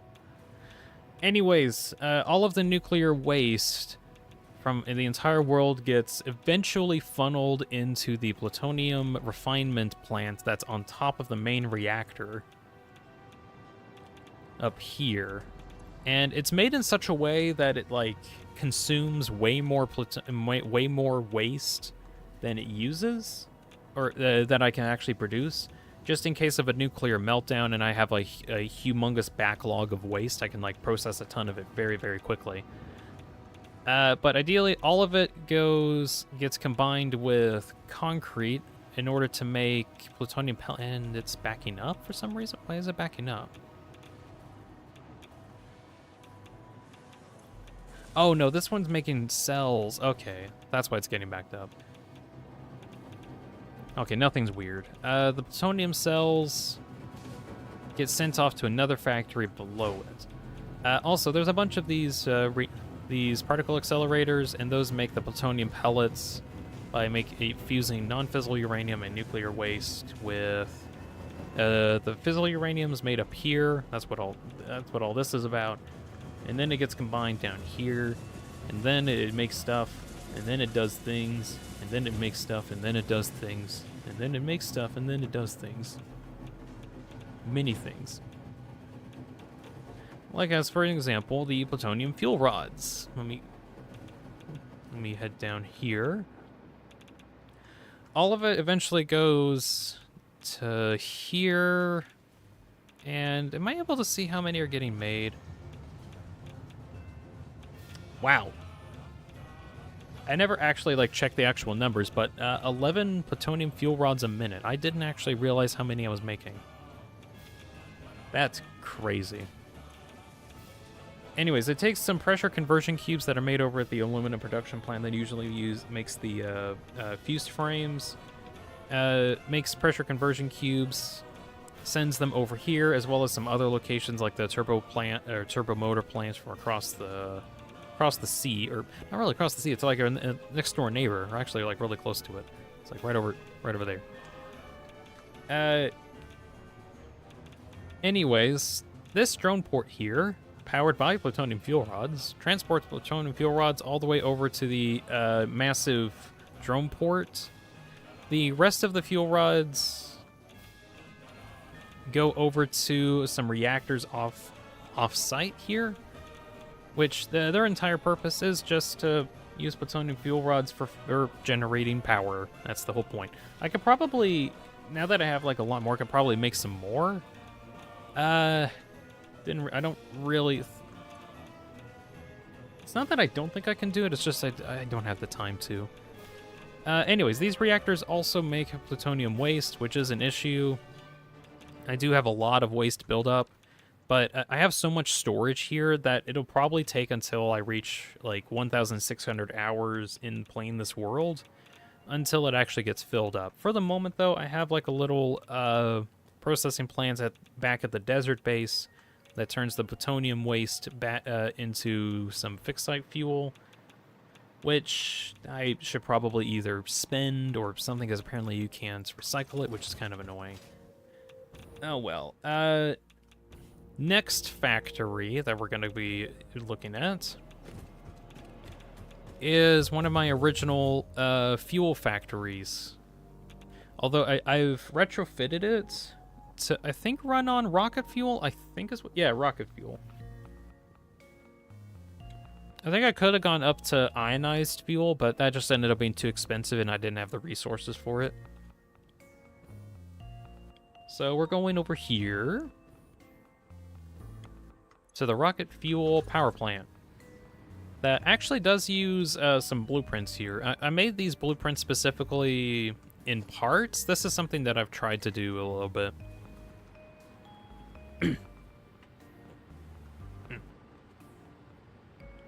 Yeah, all right. Where I would have several different parts of these different blueprints and have them built one after the other, stack them together, and each of them have the correct resource requirements for everything.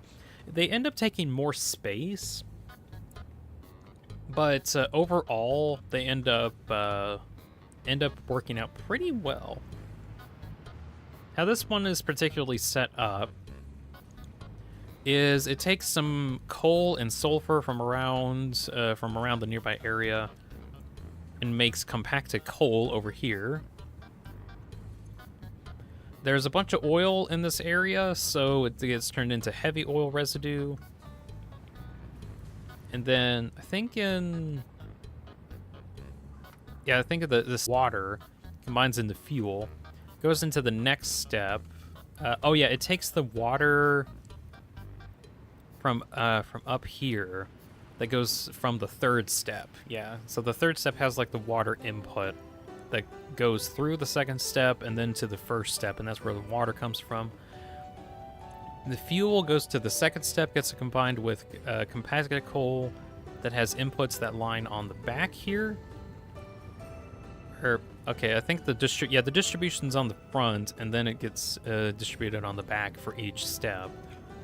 And then in the final step, it gets converted into rocket fuel. Yeah, rocket fuel.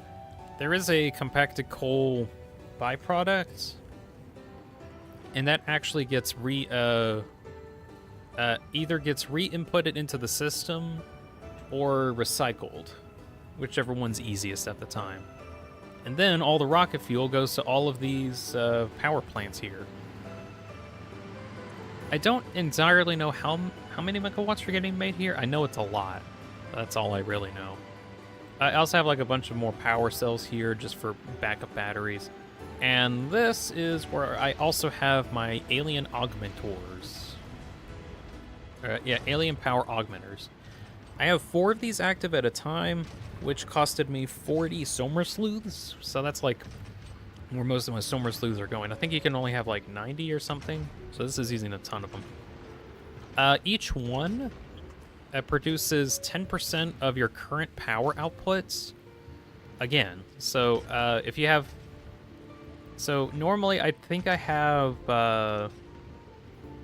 4,500 megawatts, but because I have 4 of these augmenters, I actually have 610,000, something like that. Also, another thing, I have a bunch of these matrices, alien power matrices.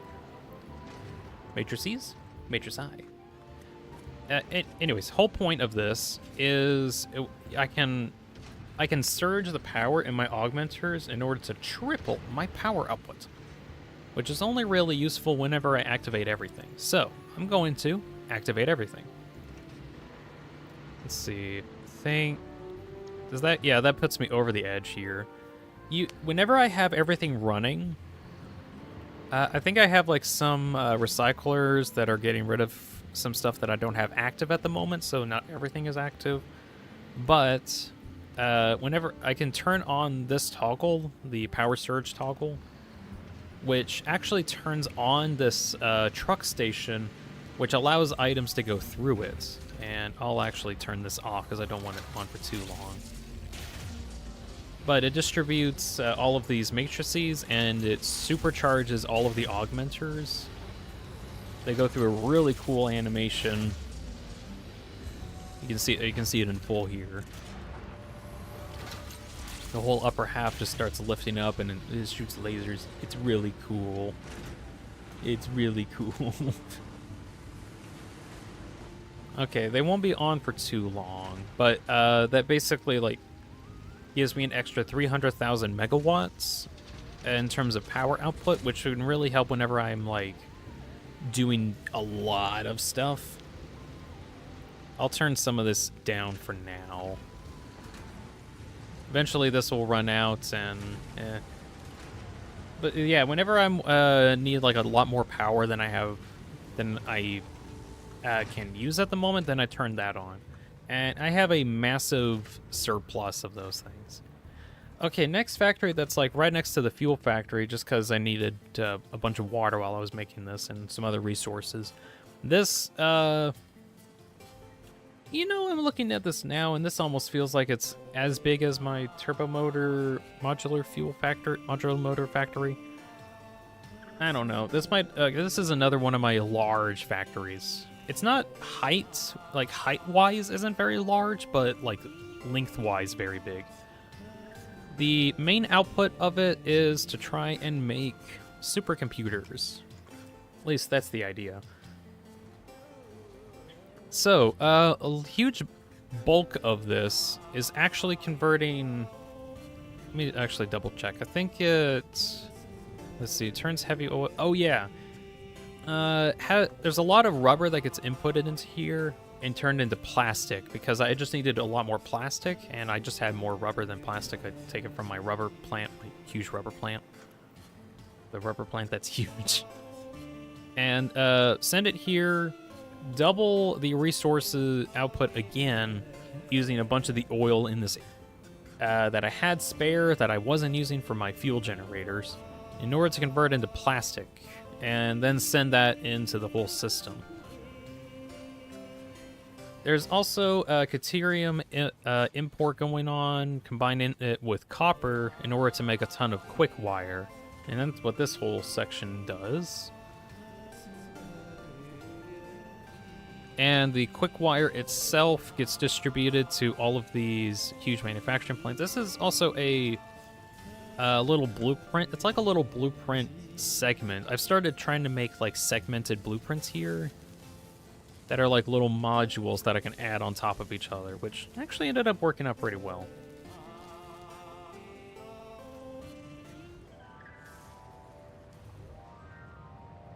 Anyways, it makes... How many?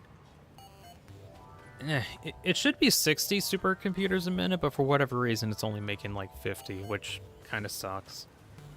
I think it's because of how I have the Quickwire distributed, because some of it just doesn't go to where I want it to go in time. I probably needed to like figure out how to better do that.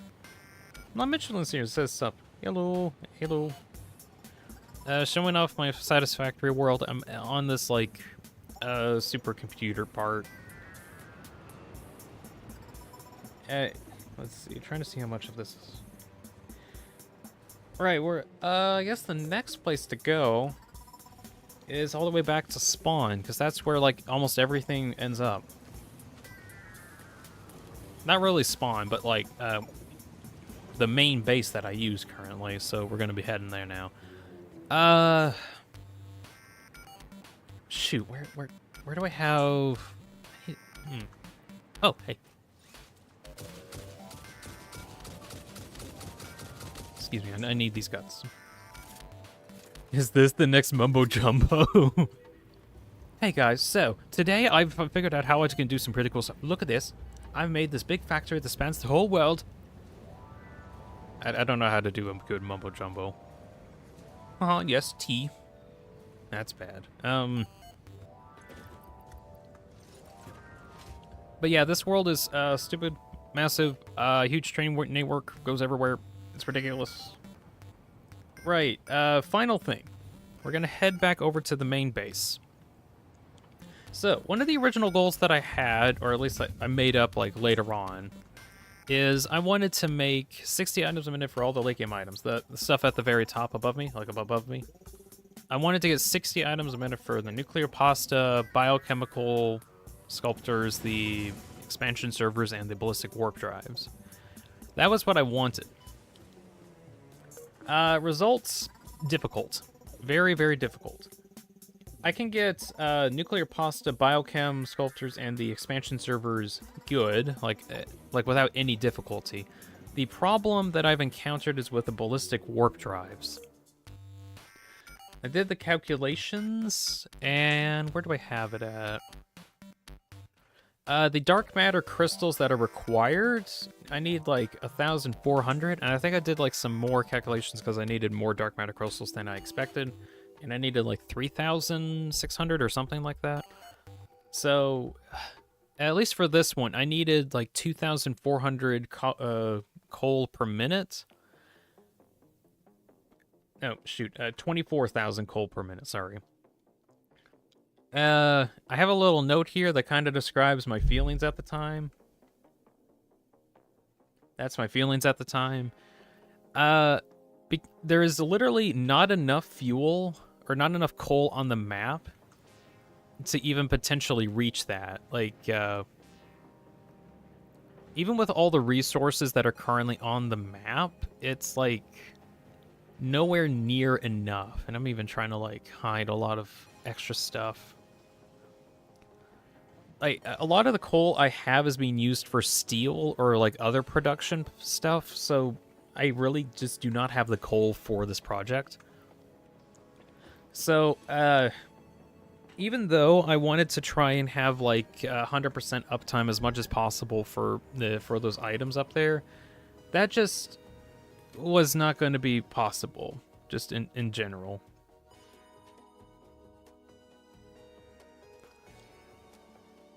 So I needed to come to a compromise at some point. And I decided to kind of go against one of the rules that I had where I wouldn't stockpile anything. And decided, no, you know what? I can't do that anymore, literally, so I'm going to make an exception. And the exception that I made was for the dark matter crystal production. So what I eventually settled on doing in order to get everything was use the black sheep of all construction blueprint or all construction recipes. The biocoal recipe. This stupid thing. It's stupid because you convert plant matter into coal. Let me see if I can get it. No one uses this thing at all because... Oh, I still have my notepad up. Go away, notepad. No one uses the biocoal recipe at all seriously because there's like no point to that. You could get like resources elsewhere and you don't have to rely on coal for your power. But I was like, cool, I need more coal than I know what to do with. And here's something else. You can get the biomass from alien proteins as well. You can get like a lot, way more than your conveyor belts can actually process, which I think is very funny. You can get 1,500 per minute. You're supposed to just craft these normally, not like use them in a constructor. But I was like, I need more coal than I know what to do with. So I needed more coal. Do you want to know what coal is made of? Plants. What are plants? Where are plants at? Elsewhere. So earlier I mentioned like I was deforesting like the red forest here. Sorry, it's blurry, it's loading. There is like a whole section of it that just has no vegetation whatsoever because I wanted like a bunch of stuff there, or like all the plant life. But the thing is, I didn't actually need the plant life. I actually just needed like the guts of a lot of the aliens. However, because I needed to kill, I did the numbers. I needed to kill like 150 enemies per minute in order to get the amount needed. I needed to change that a bit. So I developed nuclear warheads, specifically so that I could use them, and then blow things up. The problem is that when I use them, it destroys plant life. So I was like, you know what? I'm going to be environmentally friendly. I'm going to deforest everything first, and then nuke it all. So that way I can, more effectively use all the resources on the map. Completely normal behavior.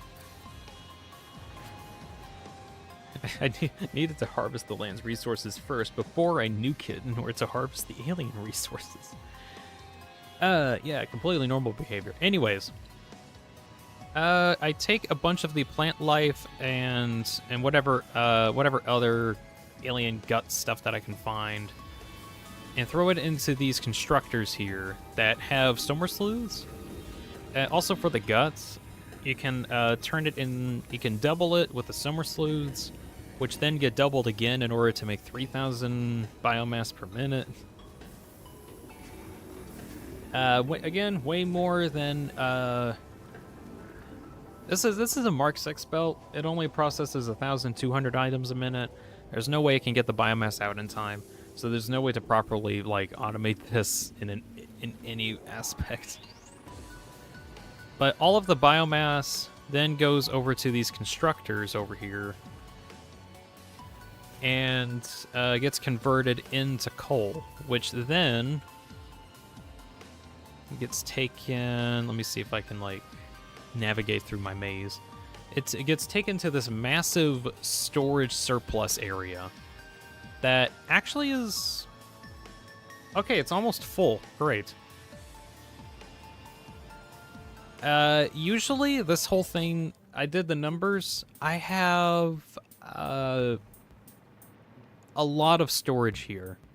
It takes me about, I think, a day to fill this up. I do have a couple coal nodes that actually fuels this thing over time. The idea is whenever it's full, I want to actually use it. That's the idea. And so right now we're actually going to be able to see one of the quickest conversions of coal into diamonds into time crystals ever. I don't actually know how fast, or I don't know if there's any other cases of how fast it'll convert coal. How much? Okay, actually, I'm going to run the numbers just so we can actually see that really quick. So I have these storage containers here. Each of them store, I think I have the numbers in, where is it? Oh yeah, here. Let's see, so for holding items of 100, it can store 1,200 or 129,600 items. So 1,200. Give it a moment.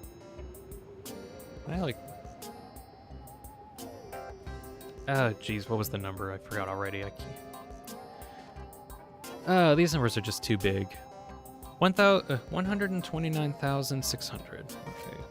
The 100. And I have 3 of these piled next to each other. So multiply that by 3.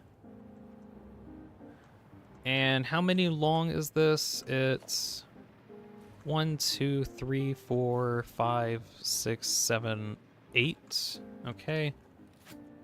Multiply that again by 8. So it can store 3.1 million coal in total. And I think it consumes maybe 30,000 coal a minute, I think is what it ended up being. So it'll take about 100 minutes to completely drain this entire thing, which I find is very funny. Anyways, we're gonna... before I actually start that, I want to go over... I want to drain a lot of the storage that ridiculous this gets.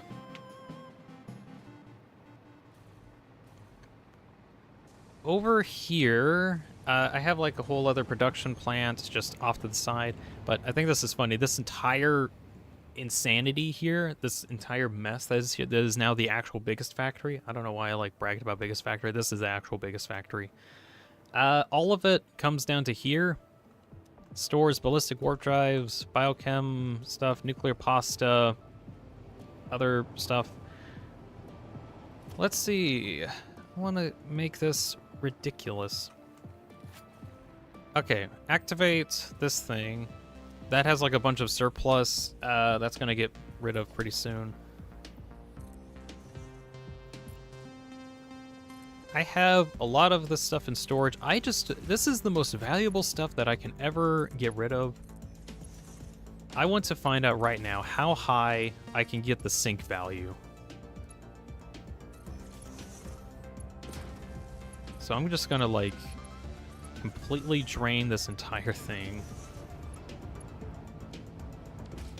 and see what happens. Is there a... Okay, there's a priority thing next.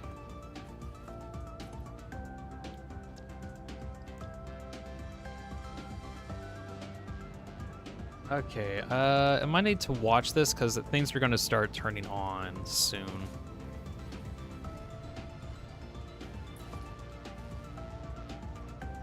Can I place one more here? Yeah. I'm going to completely drain all of this first, just to show how fast it all works. All right, what is...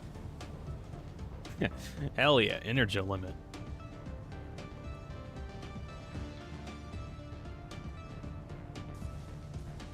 I did it, guys. I won Satisfactory. I reached the integer limit for the sync numbers.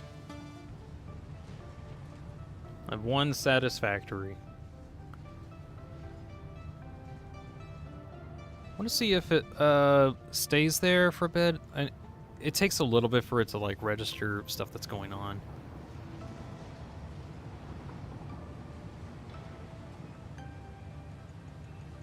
I have more tickets than I know what to do with. Yeah, it is at the integer limit. That's funny. Yeah. Okay, so yeah, all of that's getting sent out. I'm gonna wait to turn on some other stuff until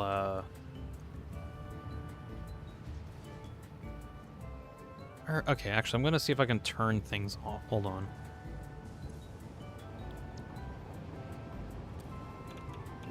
Yeah, turn off those, and then we'll wait for it to drain out completely first, before I tell it. Oh, yeah, these need power. Fine, you get power.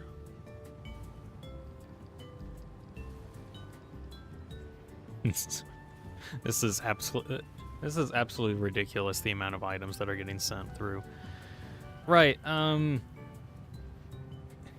ideally, when I get this done, I'm gonna also just send it all the way over to the space elevator. That's gonna be taking a while to drain, so I'm just gonna show off some other stuff.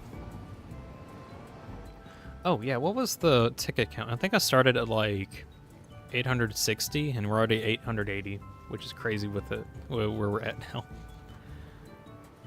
Let's see. Where does everything go? So all of the coal gets distributed to a lot of these particle accelerators combined with turbo fuel that is made over my turbo fuel production plants across the world. You know, everything's across the world. All the coal gets turned into diamonds, which then gets sent over to this storage bin here, which then get evenly distributed, evenly with asterisks and quotations, to 300 converters. There's 300 of these things. They all convert diamonds into time crystals. They reassemble it at the atomic level into time crystals, which then gets sent over to this storage bin here, which then get evenly distributed over to that area over there where you see kind of the aurora. There's some stuff that needs some time crystals. There's also the alien power matrices that are getting produced over here that also need time crystals. A lot of the production should only work whenever I have, like, time crystals working, so it's kind of difficult to make sure it does like work. But this whole thing ends up making power shards, and then taking the power shards and turning them into power matrices. Where is it? Here it is. Power matrices. Dark matter residue then gets sent off, turned into dark matter crystals, which there's a lot of stuff here that ends up making dark matter crystals. Anything that has dark matter as a byproduct eventually gets either combined with time crystals or just converted directly into dark matter crystals, and then I have like a whole massive storage bin here. Originally, when I made this, I thought that the dark matter crystals would be a huge problem, so I had like a huge storage bin of them here. But it turns out I actually needed more time crystals than the dark matter crystals, so I just kind of flumbled there. So, it's not that big of an issue. I just have like a massive surplus of them.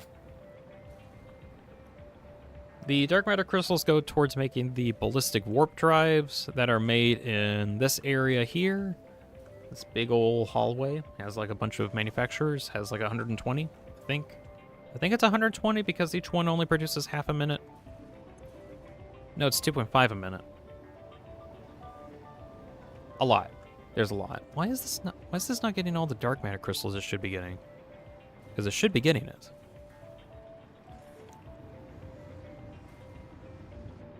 It's splitting off. Okay, so it should be getting the amount. It's picky. It is very picky. Let's see. The nuclear pasta, a lot of it actually goes towards making these singularity cells over here. 'Cause they actually need nuclear pasta. As well as dark matter crystals, as well as concrete, as well as iron plates. It's a lot. Funny enough, originally, when I was making this, I was like, hey, you know what would be really cool if I made a bunch of teleporters using... Let's see.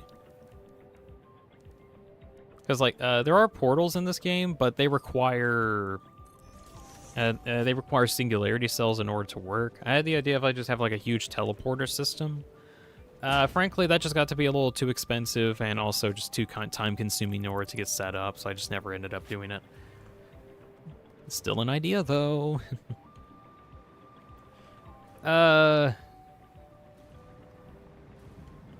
Let's see. So over here, this is where things get kind of ridiculous. AI expansion servers require neuroquantum processing units, of which get made over in this area. And that uses the supercomputers from the supercomputer plant that was kind of near the river, near the fuel generator area. This whole area is just ridiculous. It is absolutely ridiculous. Let's see. All the dark matter in this area also gets converted into crystal or dark matter crystals up here that then gets sent off to the main storage bin.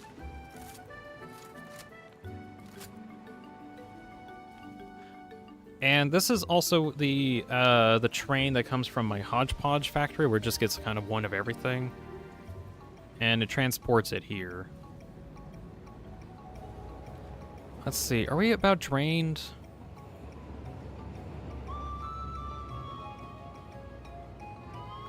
Okay, I think it's all getting sent off into different locations. Like, good grief, I got 950 from that.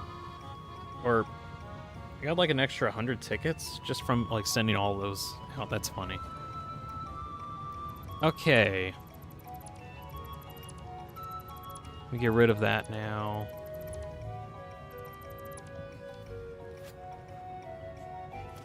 Alright, thing I'm gonna do...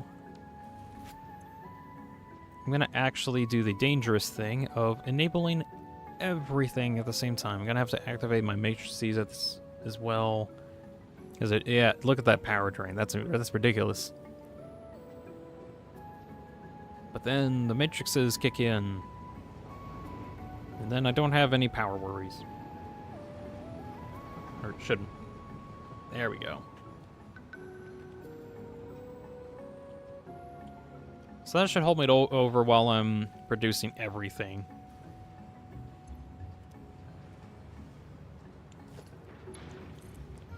Alright, next thing I'm gonna do is actually get this connected to the space elevator and just... yeah, pretty much just finish the game, really. Oh, Jello's here. Hello, hello, Jello. The Void has sent you. Hello, welcome from the Void. Let's see. You're producing more than you should.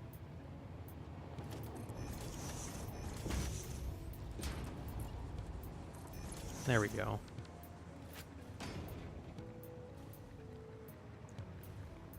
Okay, I want to have these out first.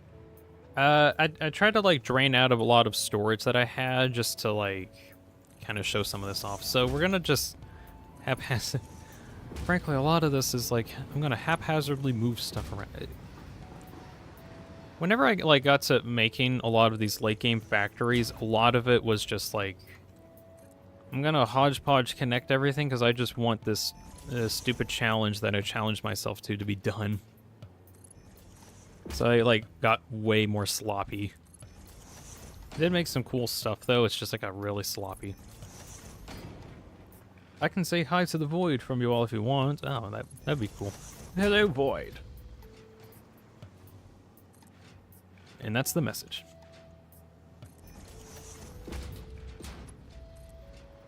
Right now, I'm trying to get all of the resources to the space elevator. Too steep? What do you mean it's too steep? It's not that steep. Come on. Okay, fine. It is that steep. Whatever.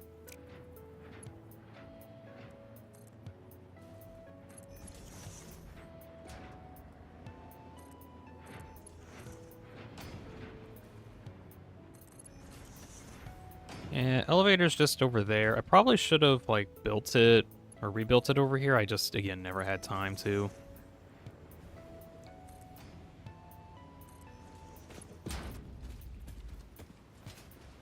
I'm hoping that at long last I'll actually finally be able to be done with Satisfactory.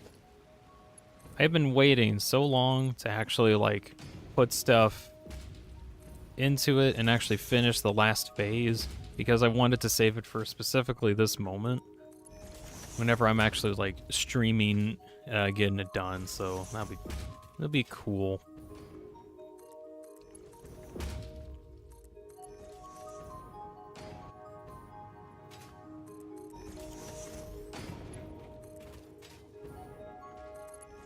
Would be nice if I like set this up beforehand, but there's only so much I can do.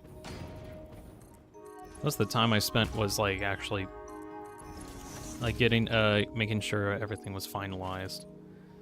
Okay, send you into that, and because I know how this works, I have a splitter off. Okay, I don't actually know how this works. So,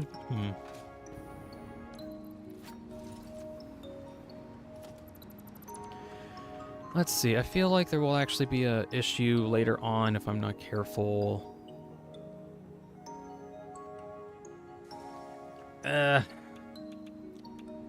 Whatever, right?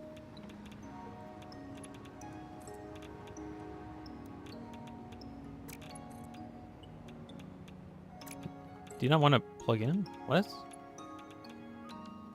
You plugged in not too long ago, what?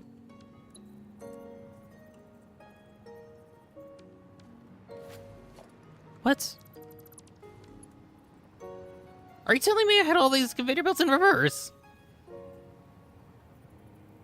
God damn it, okay. You should play Among Us with subscribers sometime, buddy. As funny as that would be, I don't think I'd do that. Also, apparently I have these whole conveyor belts in reverse. That is incredibly embarrassing. See y'all next stream. Okay, see you, Jello.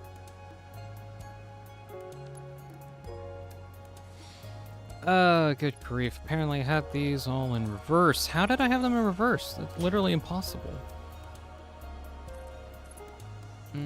Why not? I just don't do well with, like, community involvement, really. Or, like trying to get more people involved any further than just having a stream available. Like it just doesn't. It's just not something that I do.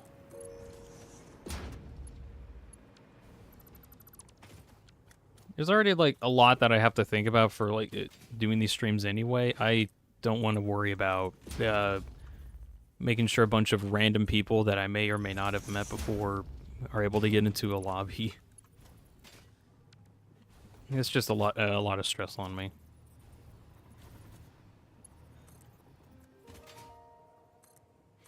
I'm still very angry because like I thought for certain I had this set up right. Apparently I didn't. Okay, so what's going to happen is whenever I get this all set up, the biochemical converters are probably going to be like overflowing it, which that's fine with me. I'll just, whenever it's full, I'll just take it out. Surface is uneven. What do you mean surface is uneven? That's ridiculous.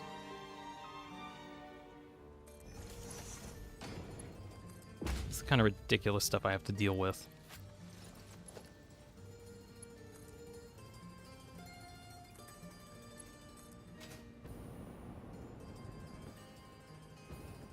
Okay. Wish it was also easier to tell which direction conveyor belts were going, because I just could not tell at all earlier.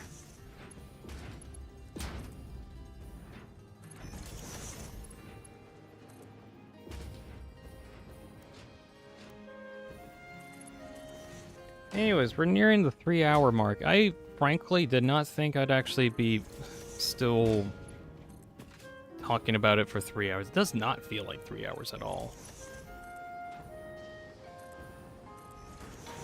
But here we are, 3 hours later.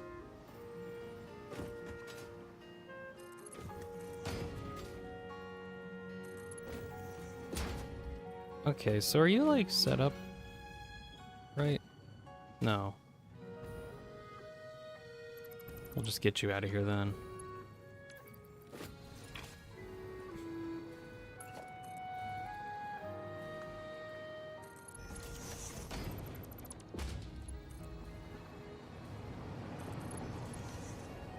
Did I like have...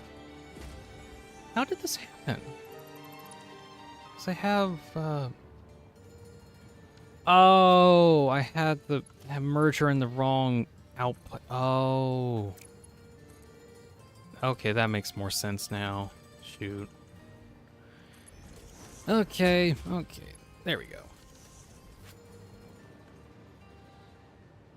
Oh, the nuclear stuff is already heading that way. I should plan for that. Oh well. Okay. I think it's funny, that's still draining. 1,000 tickets now. Okay, ceasing this thing for now, which means that'll eventually back up, and then all of the items will start heading towards the elevator. In the meantime, I'm just gonna look at seeing it all working.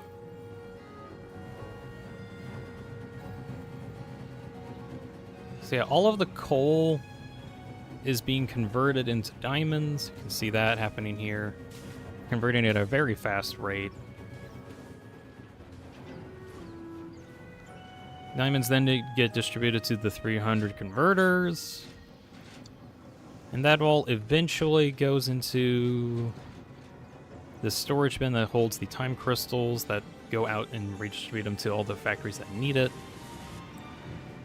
One of the big ones is the superposition oscillators. They don't need time crystals specifically, but I need the time crystals in order to get rid of the dark matter. And that's like this up top area.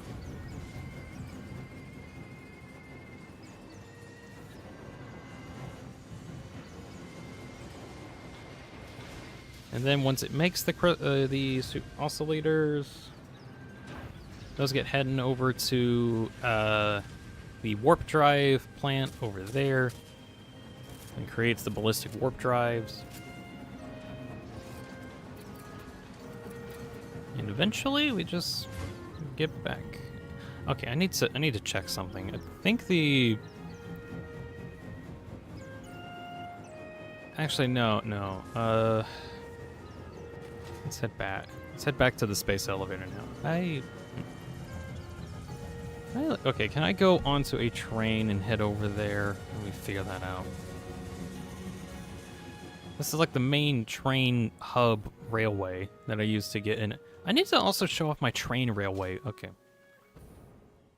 Let me make sure that the elevator is actually working. And then afterwards, I'm going to show off like a bit of the train network and kind of how that's all connected. And then we'll check out the space elevator one more time, see the items get sent off into space, and then be done with Satisfactory.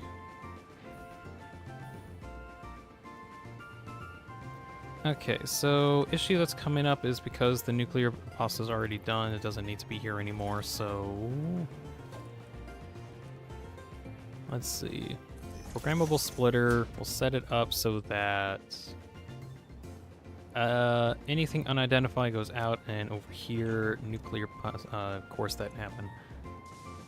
Let's see, nuclear pasta, there we go. Nuclear pasta becomes the output,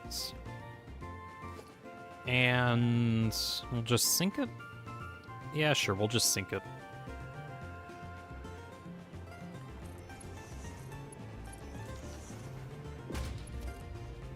Connect to power.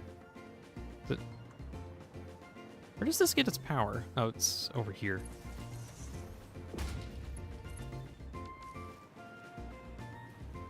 Okay.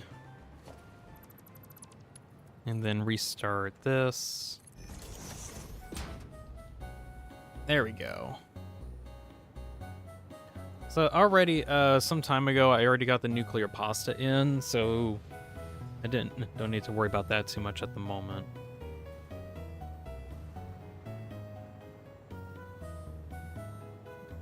I think it might take a while for some of that stuff to really get backed up. Maybe that's what's going on. I think that should all eventually distribute into the space elevator, though.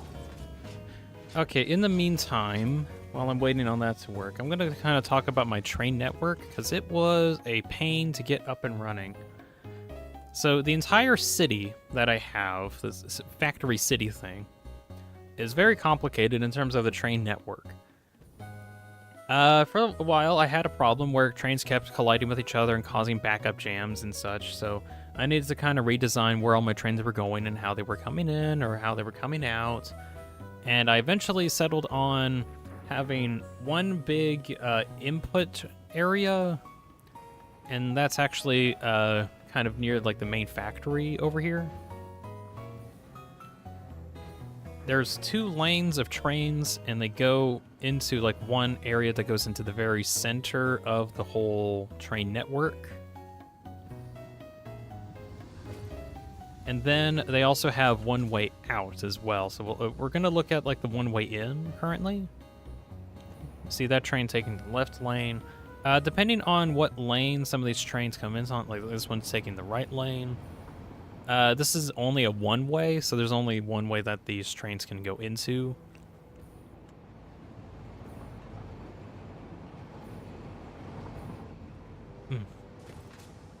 But eventually, once they go through the city, there's only one way out as well, so all the trains only go out in a single direction. Or they come out... I think they just come out here. No, okay, there's 2 areas that they come out of. It's either this this left exit that's over here, or that exit that I was just at a moment ago. And that's just to make sure that all the trains have a way out. And then there's a separate lane up top that makes sure that all of the trains have a way in. And that's how they get into and out of the factory city. The rest of it is like very very large. It's just, I don't know how else to describe the whole network. It's very large and complicated because it's kind of like a bunch of stuff being sent through the air, pretty much.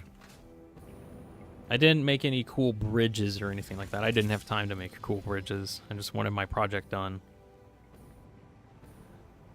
Okay, hey, are you like sending stuff or are you not?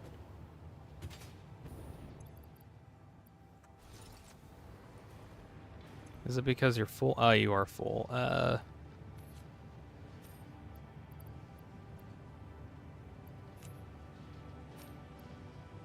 Let's see.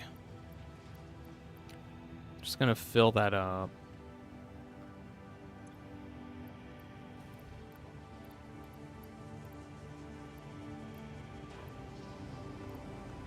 I'm doing things in the most inefficient way possible, and it's very humiliating. Okay, there we go.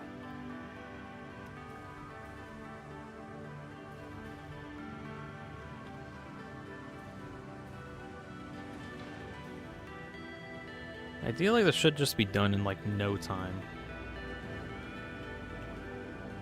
So it's making the ballistic warp drives. Is it making AI expansion servers? This would be very embarrassing if it's just not making something.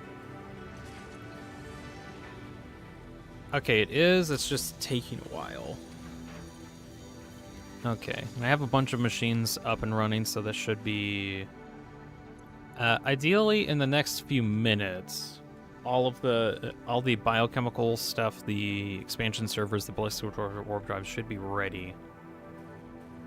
I had them all in stockpile, but to prove a point, I was just going to do it all in one go. And here I am waiting for a few minutes. Oh, I'm going to check out my power. How's that doing? Because I don't think I've actually had everything running this much before. Consuming about 870,000 megawatts with a capacity of 900, almost a million. Cool. This is very much because of the matrix injector that I have set up, so that way that I have like extra power. That's great. Is that... Geez, those items have not reached the space elevator yet. Okay, I gotta check this out. Pretty sure the item should have reached the elevator by now.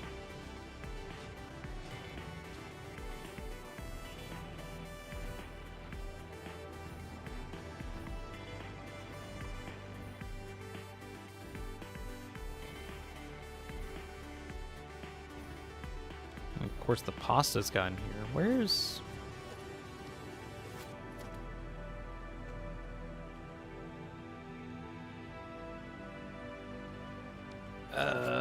what's going on?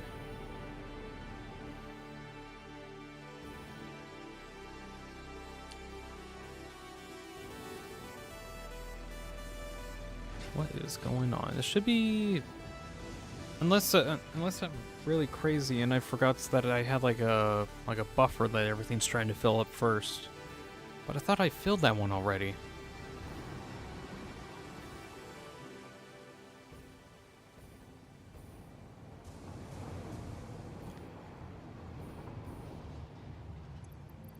No, they're going towards... Where are you going?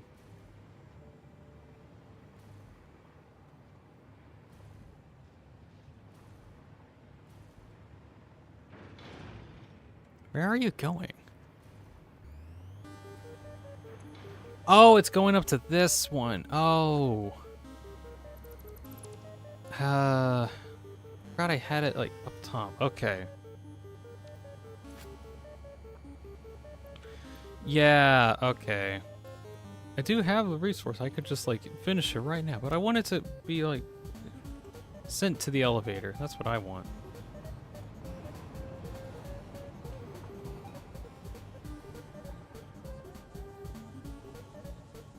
Okay, yeah, now it's actually sending stuff. Okay. Sending the biochemical and the AI stuff. Okay, there we go. There we go. There's the flow of items. Yeah. I had to reverse engineer what I was even doing in order to figure out why it wasn't working. Okay.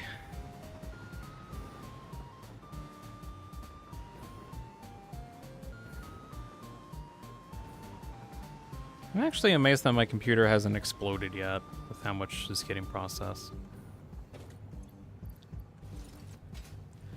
Okay, while this is going on, I'm just gonna kind of talk about stuff about Satisfactory and kind of my thoughts on it. So, many years ago, when I started playing Satisfactory for my 20x20 world, I really did enjoy a lot. I think I had a really good time making that series. Originally, when I made that, I made the entire series with the limit of building only in a 20x20 foundation world, which basically just super limiting myself on what's possible. And I actually had like a lot of fun with that, really, because it kind of limited what I could do and allowed me to be kind of creative with how I did stuff. Though, issue that I had there and that I'm also having here is projects later into Satisfactory take like an incredible amount of machines to get running, and they do kind of help alleviate that using blueprints. I think I should probably have used blueprints a lot more in my builds, but I think another issue that I found is it just took way too long to make a lot of the stuff that I wanted. So even though I wanted to make like something for the 20x20 world, it just was almost too much. Yeah, 1 second.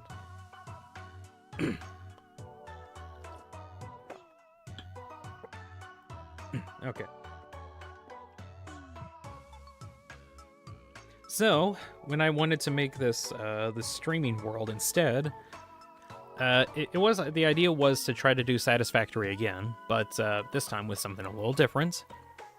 And the difference this time was that I was streaming the entire thing, which I had a good time with it. I think I had a great time actually trying to get it all streamed together. Of course, later on, things became a problem where it wasn't just Satisfactory that was causing problems. There was also like a lot of real life issues that I had to deal with that I just I couldn't be there for, unfortunately. I couldn't be there to stream that much because I had real life problems that I had to do, so I pretty much ended up having to do less streaming. Even still, I don't really regret the time that I spent streaming Satisfactory very much. I think I had a good time with that. It also allowed me to hang out with like some people that I wouldn't have been able to before, make some connections, learn some things otherwise. I think it was a really good experience. I have had a thought if I ever wanted to do Satisfactory again. Ballistic warp drives are almost done. Hold on. Once those are done, I have to like, remove that. And then add ballistic warp drives to the filter. Yes. There we go.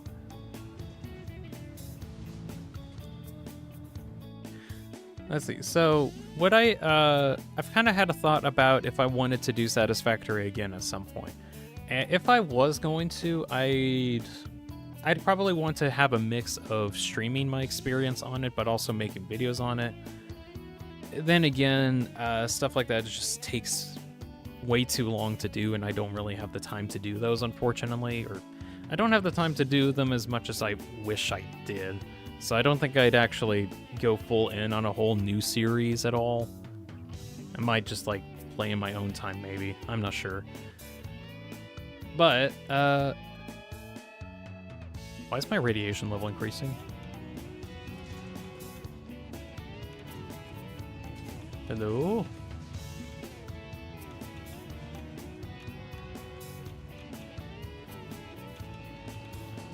Why is my radiation increasing?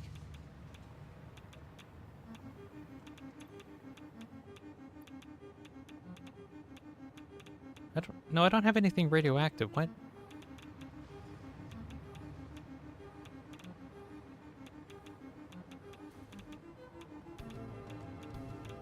Why is it radioactive? Oh, it's because of the plutonium waste train that's right here. Duh. That's where. Okay. Okay, back to this. So, if I were to actually make like another series, the idea that I had was to do kind of something similar to my 20 by 20 series, but instead of it just being limited to a 20 by 20, be like 100 by 100 or something like that. Just basically kind of similar, but forcing myself to only make stuff in a 100 by 100 foundation area, which doesn't sound exactly that crazy, but like the result of it will be very similar to what the 20 by 20 world tower would look like, just 5 times bigger. Because with all the factories that I've shown off in this world, I had the idea of, what if it was all in one place? And that was the, I guess, catalyst for the idea. But I don't know if I'd actually go around doing that. That will just take a while. And AI expansion servers are about done. Can I see the menu? Okay, I can see the menu here. Let's see. Expansion server. I'm gonna wait for that to get filled up before I close it. Let's see. If anyone's watching this either in the VOD or on the stream, I do play Satisfactory, or let's see, I'm trying to play Hightail some more, and just kind of have that as like one of my main things that I stream at the moment. I've been having fun with Hightail, and I want to play some more of it. So, if anyone wants to check out those, I'll try to be streaming that more often throughout the weeks. At least with that, it's not like super intensive, and then I have to spend like many hours on it, so that's fine. Is it making it biochemical? Is that not making okay, it is. It's just taking a while. Let's see. I'm trying to think about what other stuff to talk about. If anyone's got any questions in the chat, I'll try to answer those. Also, if you're watching this in the VOD, I mentioned this like near the start of the stream, but if you got any questions, post them in the comments and I'll try to like answer this. Like if you're wondering about rates on some stuff, I can try to answer that, or like other random questions, I'd be willing to answer those in the comments section. Let's see.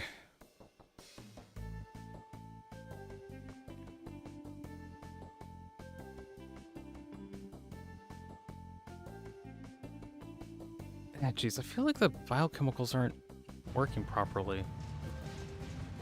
But I think they are, though. I think I'm just not used to, like, they're not being spread out correctly because they're all getting made at once, I think. Those will take a while because they're, like, the most required that I need. I got, like, the one. I put the one in. I find this funny. Whenever they added in achievements into the game, I didn't actually get like some of the early game achievements unlocked automatically.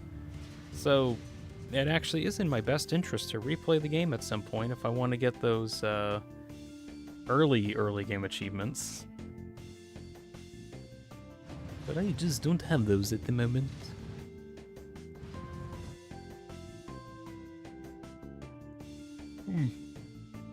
I got pretty much everything else, though. I think, I got, like, all the stuff from the Awesome Shop, too. It's, like, near where my hub is. I've gotten... Where is it? It's not under Customizer. Is it Specials? I think it's Specials. Yeah. The, 1,000 ticket golden nut statue. I've got that one lying around, and at this point I can get like 2. I'll probably get 2, which is a little ridiculous. But I pretty much got everything from the awesome shop. And is this going to take, like, how long is this going to take? I think like 4 more minutes, maybe, if we're going off of I actually did my math correct, and it takes like 60 minutes to make biochemical converters. So we'll be here for like 4 more minutes. Well, okay, 4 more minutes until it's like full, and then I can use it.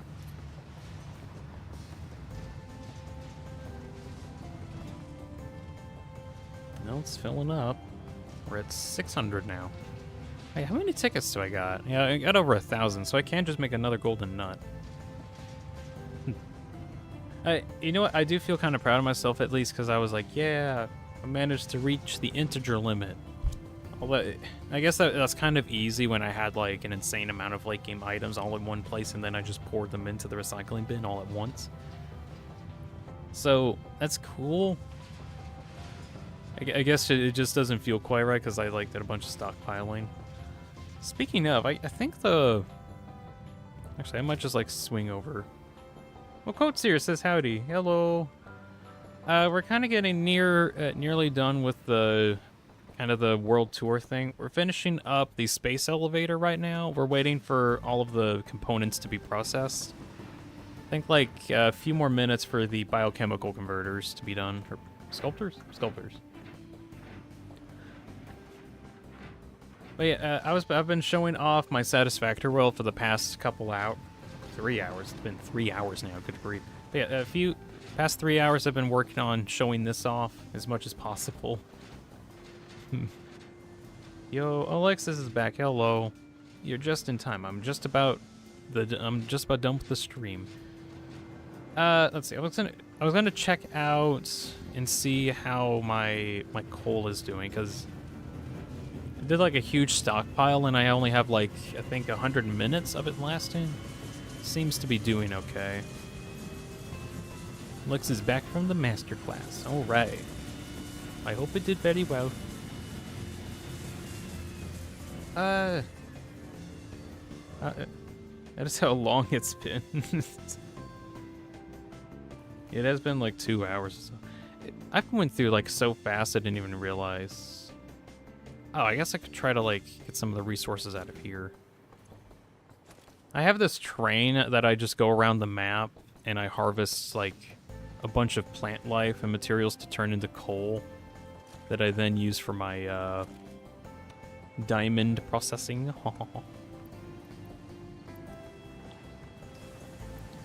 Mostly do it so I can get the alien guts, but I just end up getting a lot of plant life instead.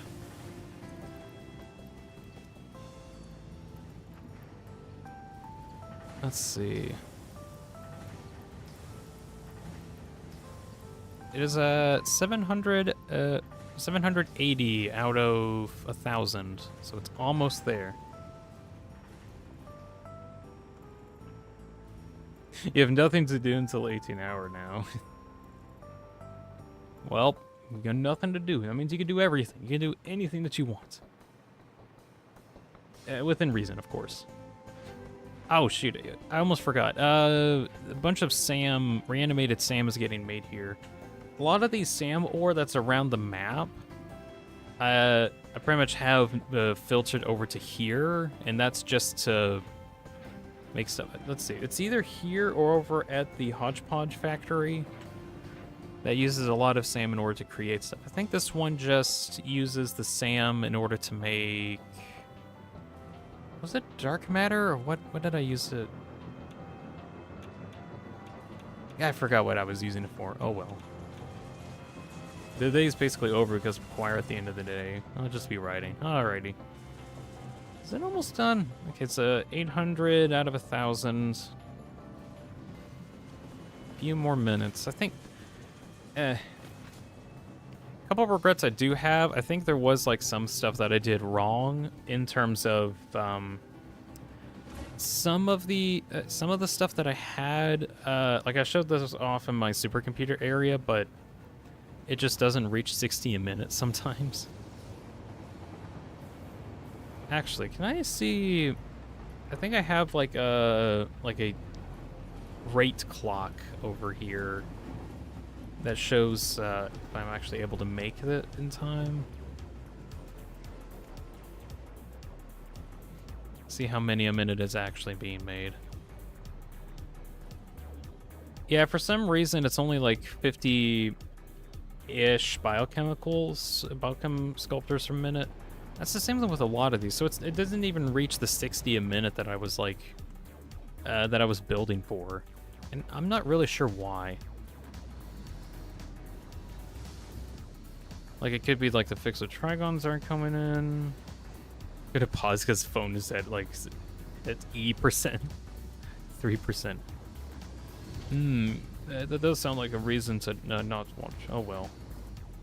As in Yule's number. 3.14 something.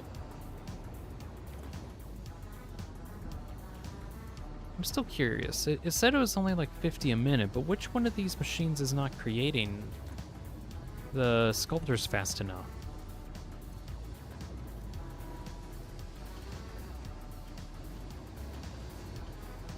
They are all producing at a reasonable rates. None of them are below efficiency. Yet they are not producing the amount that I require. Did I miscalculate? Or did the computer miscalculate? Good. Good day, goodbye. Okay, see you, Alexis. Well, anyways, oh my gosh, the Aurora over there. That's crazy. Oh, wait. Oh, I wonder if I can show this off. There's like a little quirk, I think, with like the thing that I'm turning off and on here. I think it works here. Okay. All right. Let me see if I can turn up the end. Listen to this.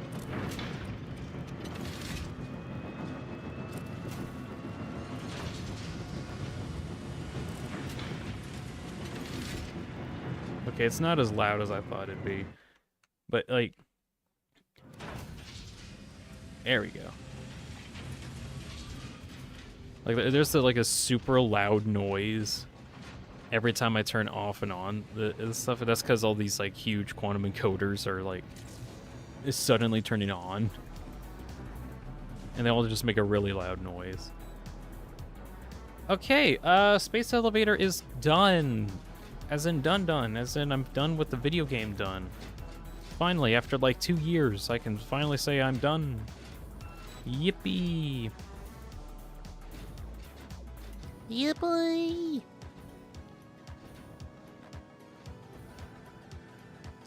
And not even all the converters are being used for the diamond stuff because I forgot to properly redistribute. So, yeah.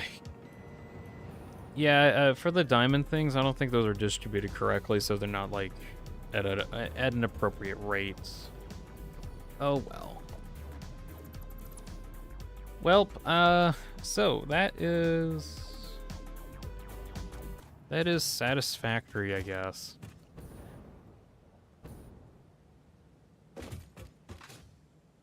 Let me actually trigger this thing correctly.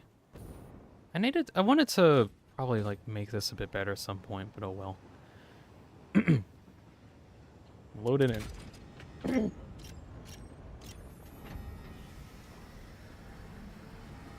Mega Satisfactory City. I wanted to make something like that. I don't know if I'll have time to right now.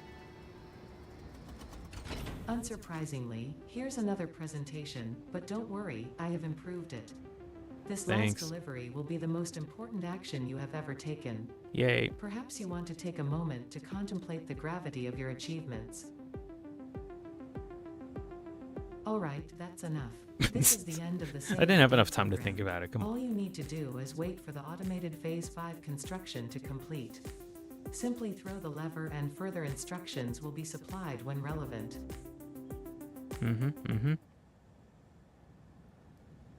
All right. Seal and send. see if I can get some height here, because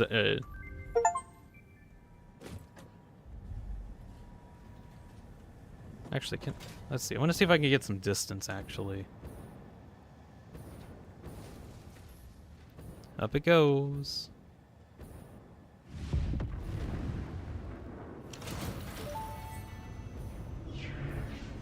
Phase 5 completed. Return All right, to the it's space starting. elevator after Nice. the resources have been processed and added to Let me project land assembly. on this Launch can cliff then real be quick. Initiated from there. While waiting, please do not break anything. Solve any issues immediately and efficiently. Ensure your power network is stable. Perhaps it is best if you do not touch anything at all. And stay close to the space elevator. This will only take a moment.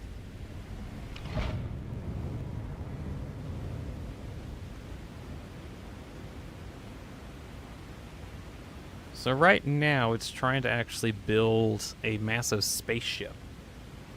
The idea and the goal was to make a big ship that could go back to Earth and transport supplies back to it. Anyways, I'm about a year overdue, but I don't think they mind.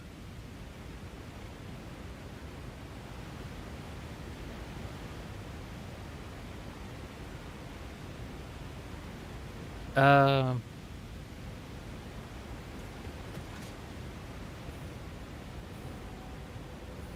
do I have to trigger something else? Maybe I need to trigger something else for this to work. Shoot.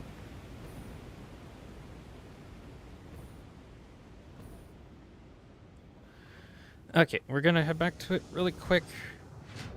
Double check it if it's working. Be angry at my conveyor beltness because look, there's nothing working here. Everything here just does not have the stuff, so not even all 300 of my converters are actually working. You know, because I'm a professional.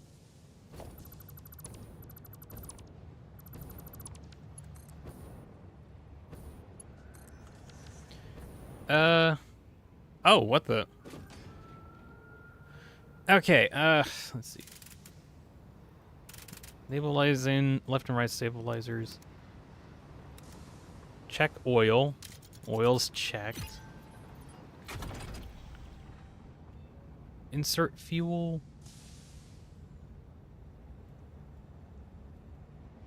Wait, can I turn it? Come on. Oh, there we go.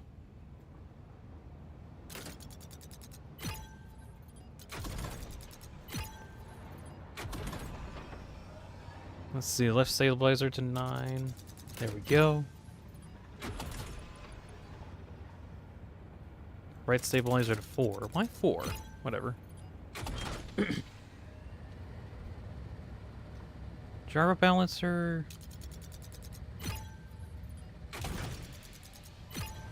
Yeah. Moving on. Come on. Final preparations.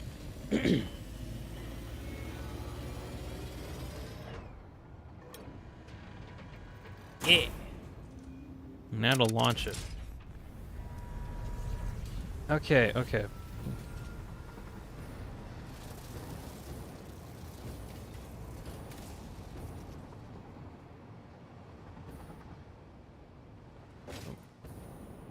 Initiating project assembly. Assembly. Attaching cargo to main body.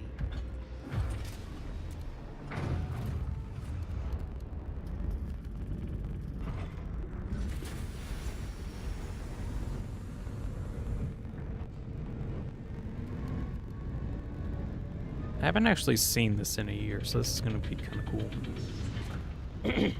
Leveling inner and outer rings.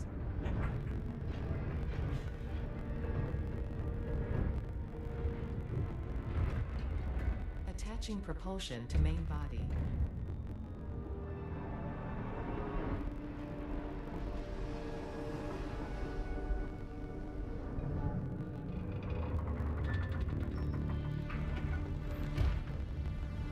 Fuel lines connected. Attaching control center to main body. It's a giant ship maker.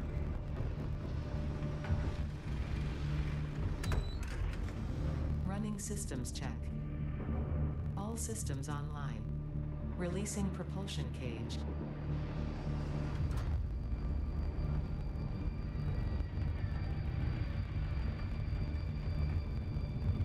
Releasing clamps. Running pre-launch checks and calculating flight path. Locking in cargo. Launch in T-minus 10, 9, 8, 7, 6, 5, 4, 3, 2, 1, liftoff.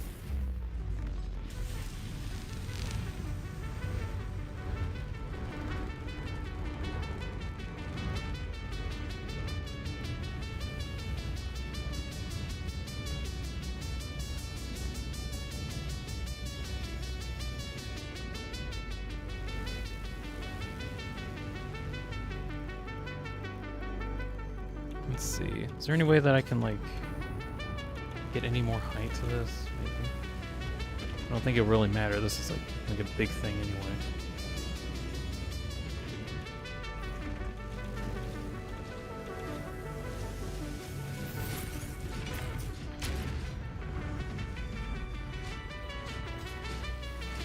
Oh yeah, I think it's sending off all of the warp drive missiles.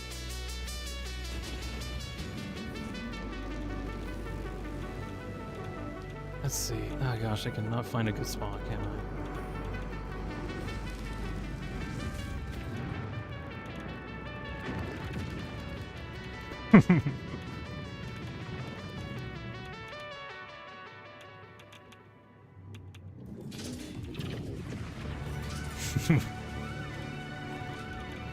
Oh, jeez.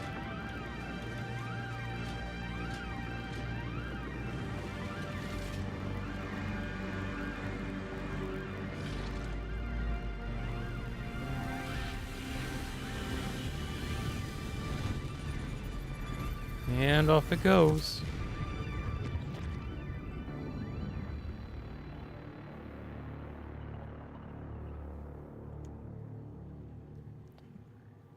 And that's it. I don't think there's anything else.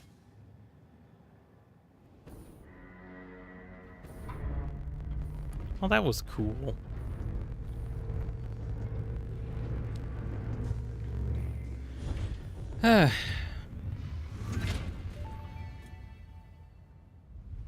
Connection with QAR-437 nucleus established and stable.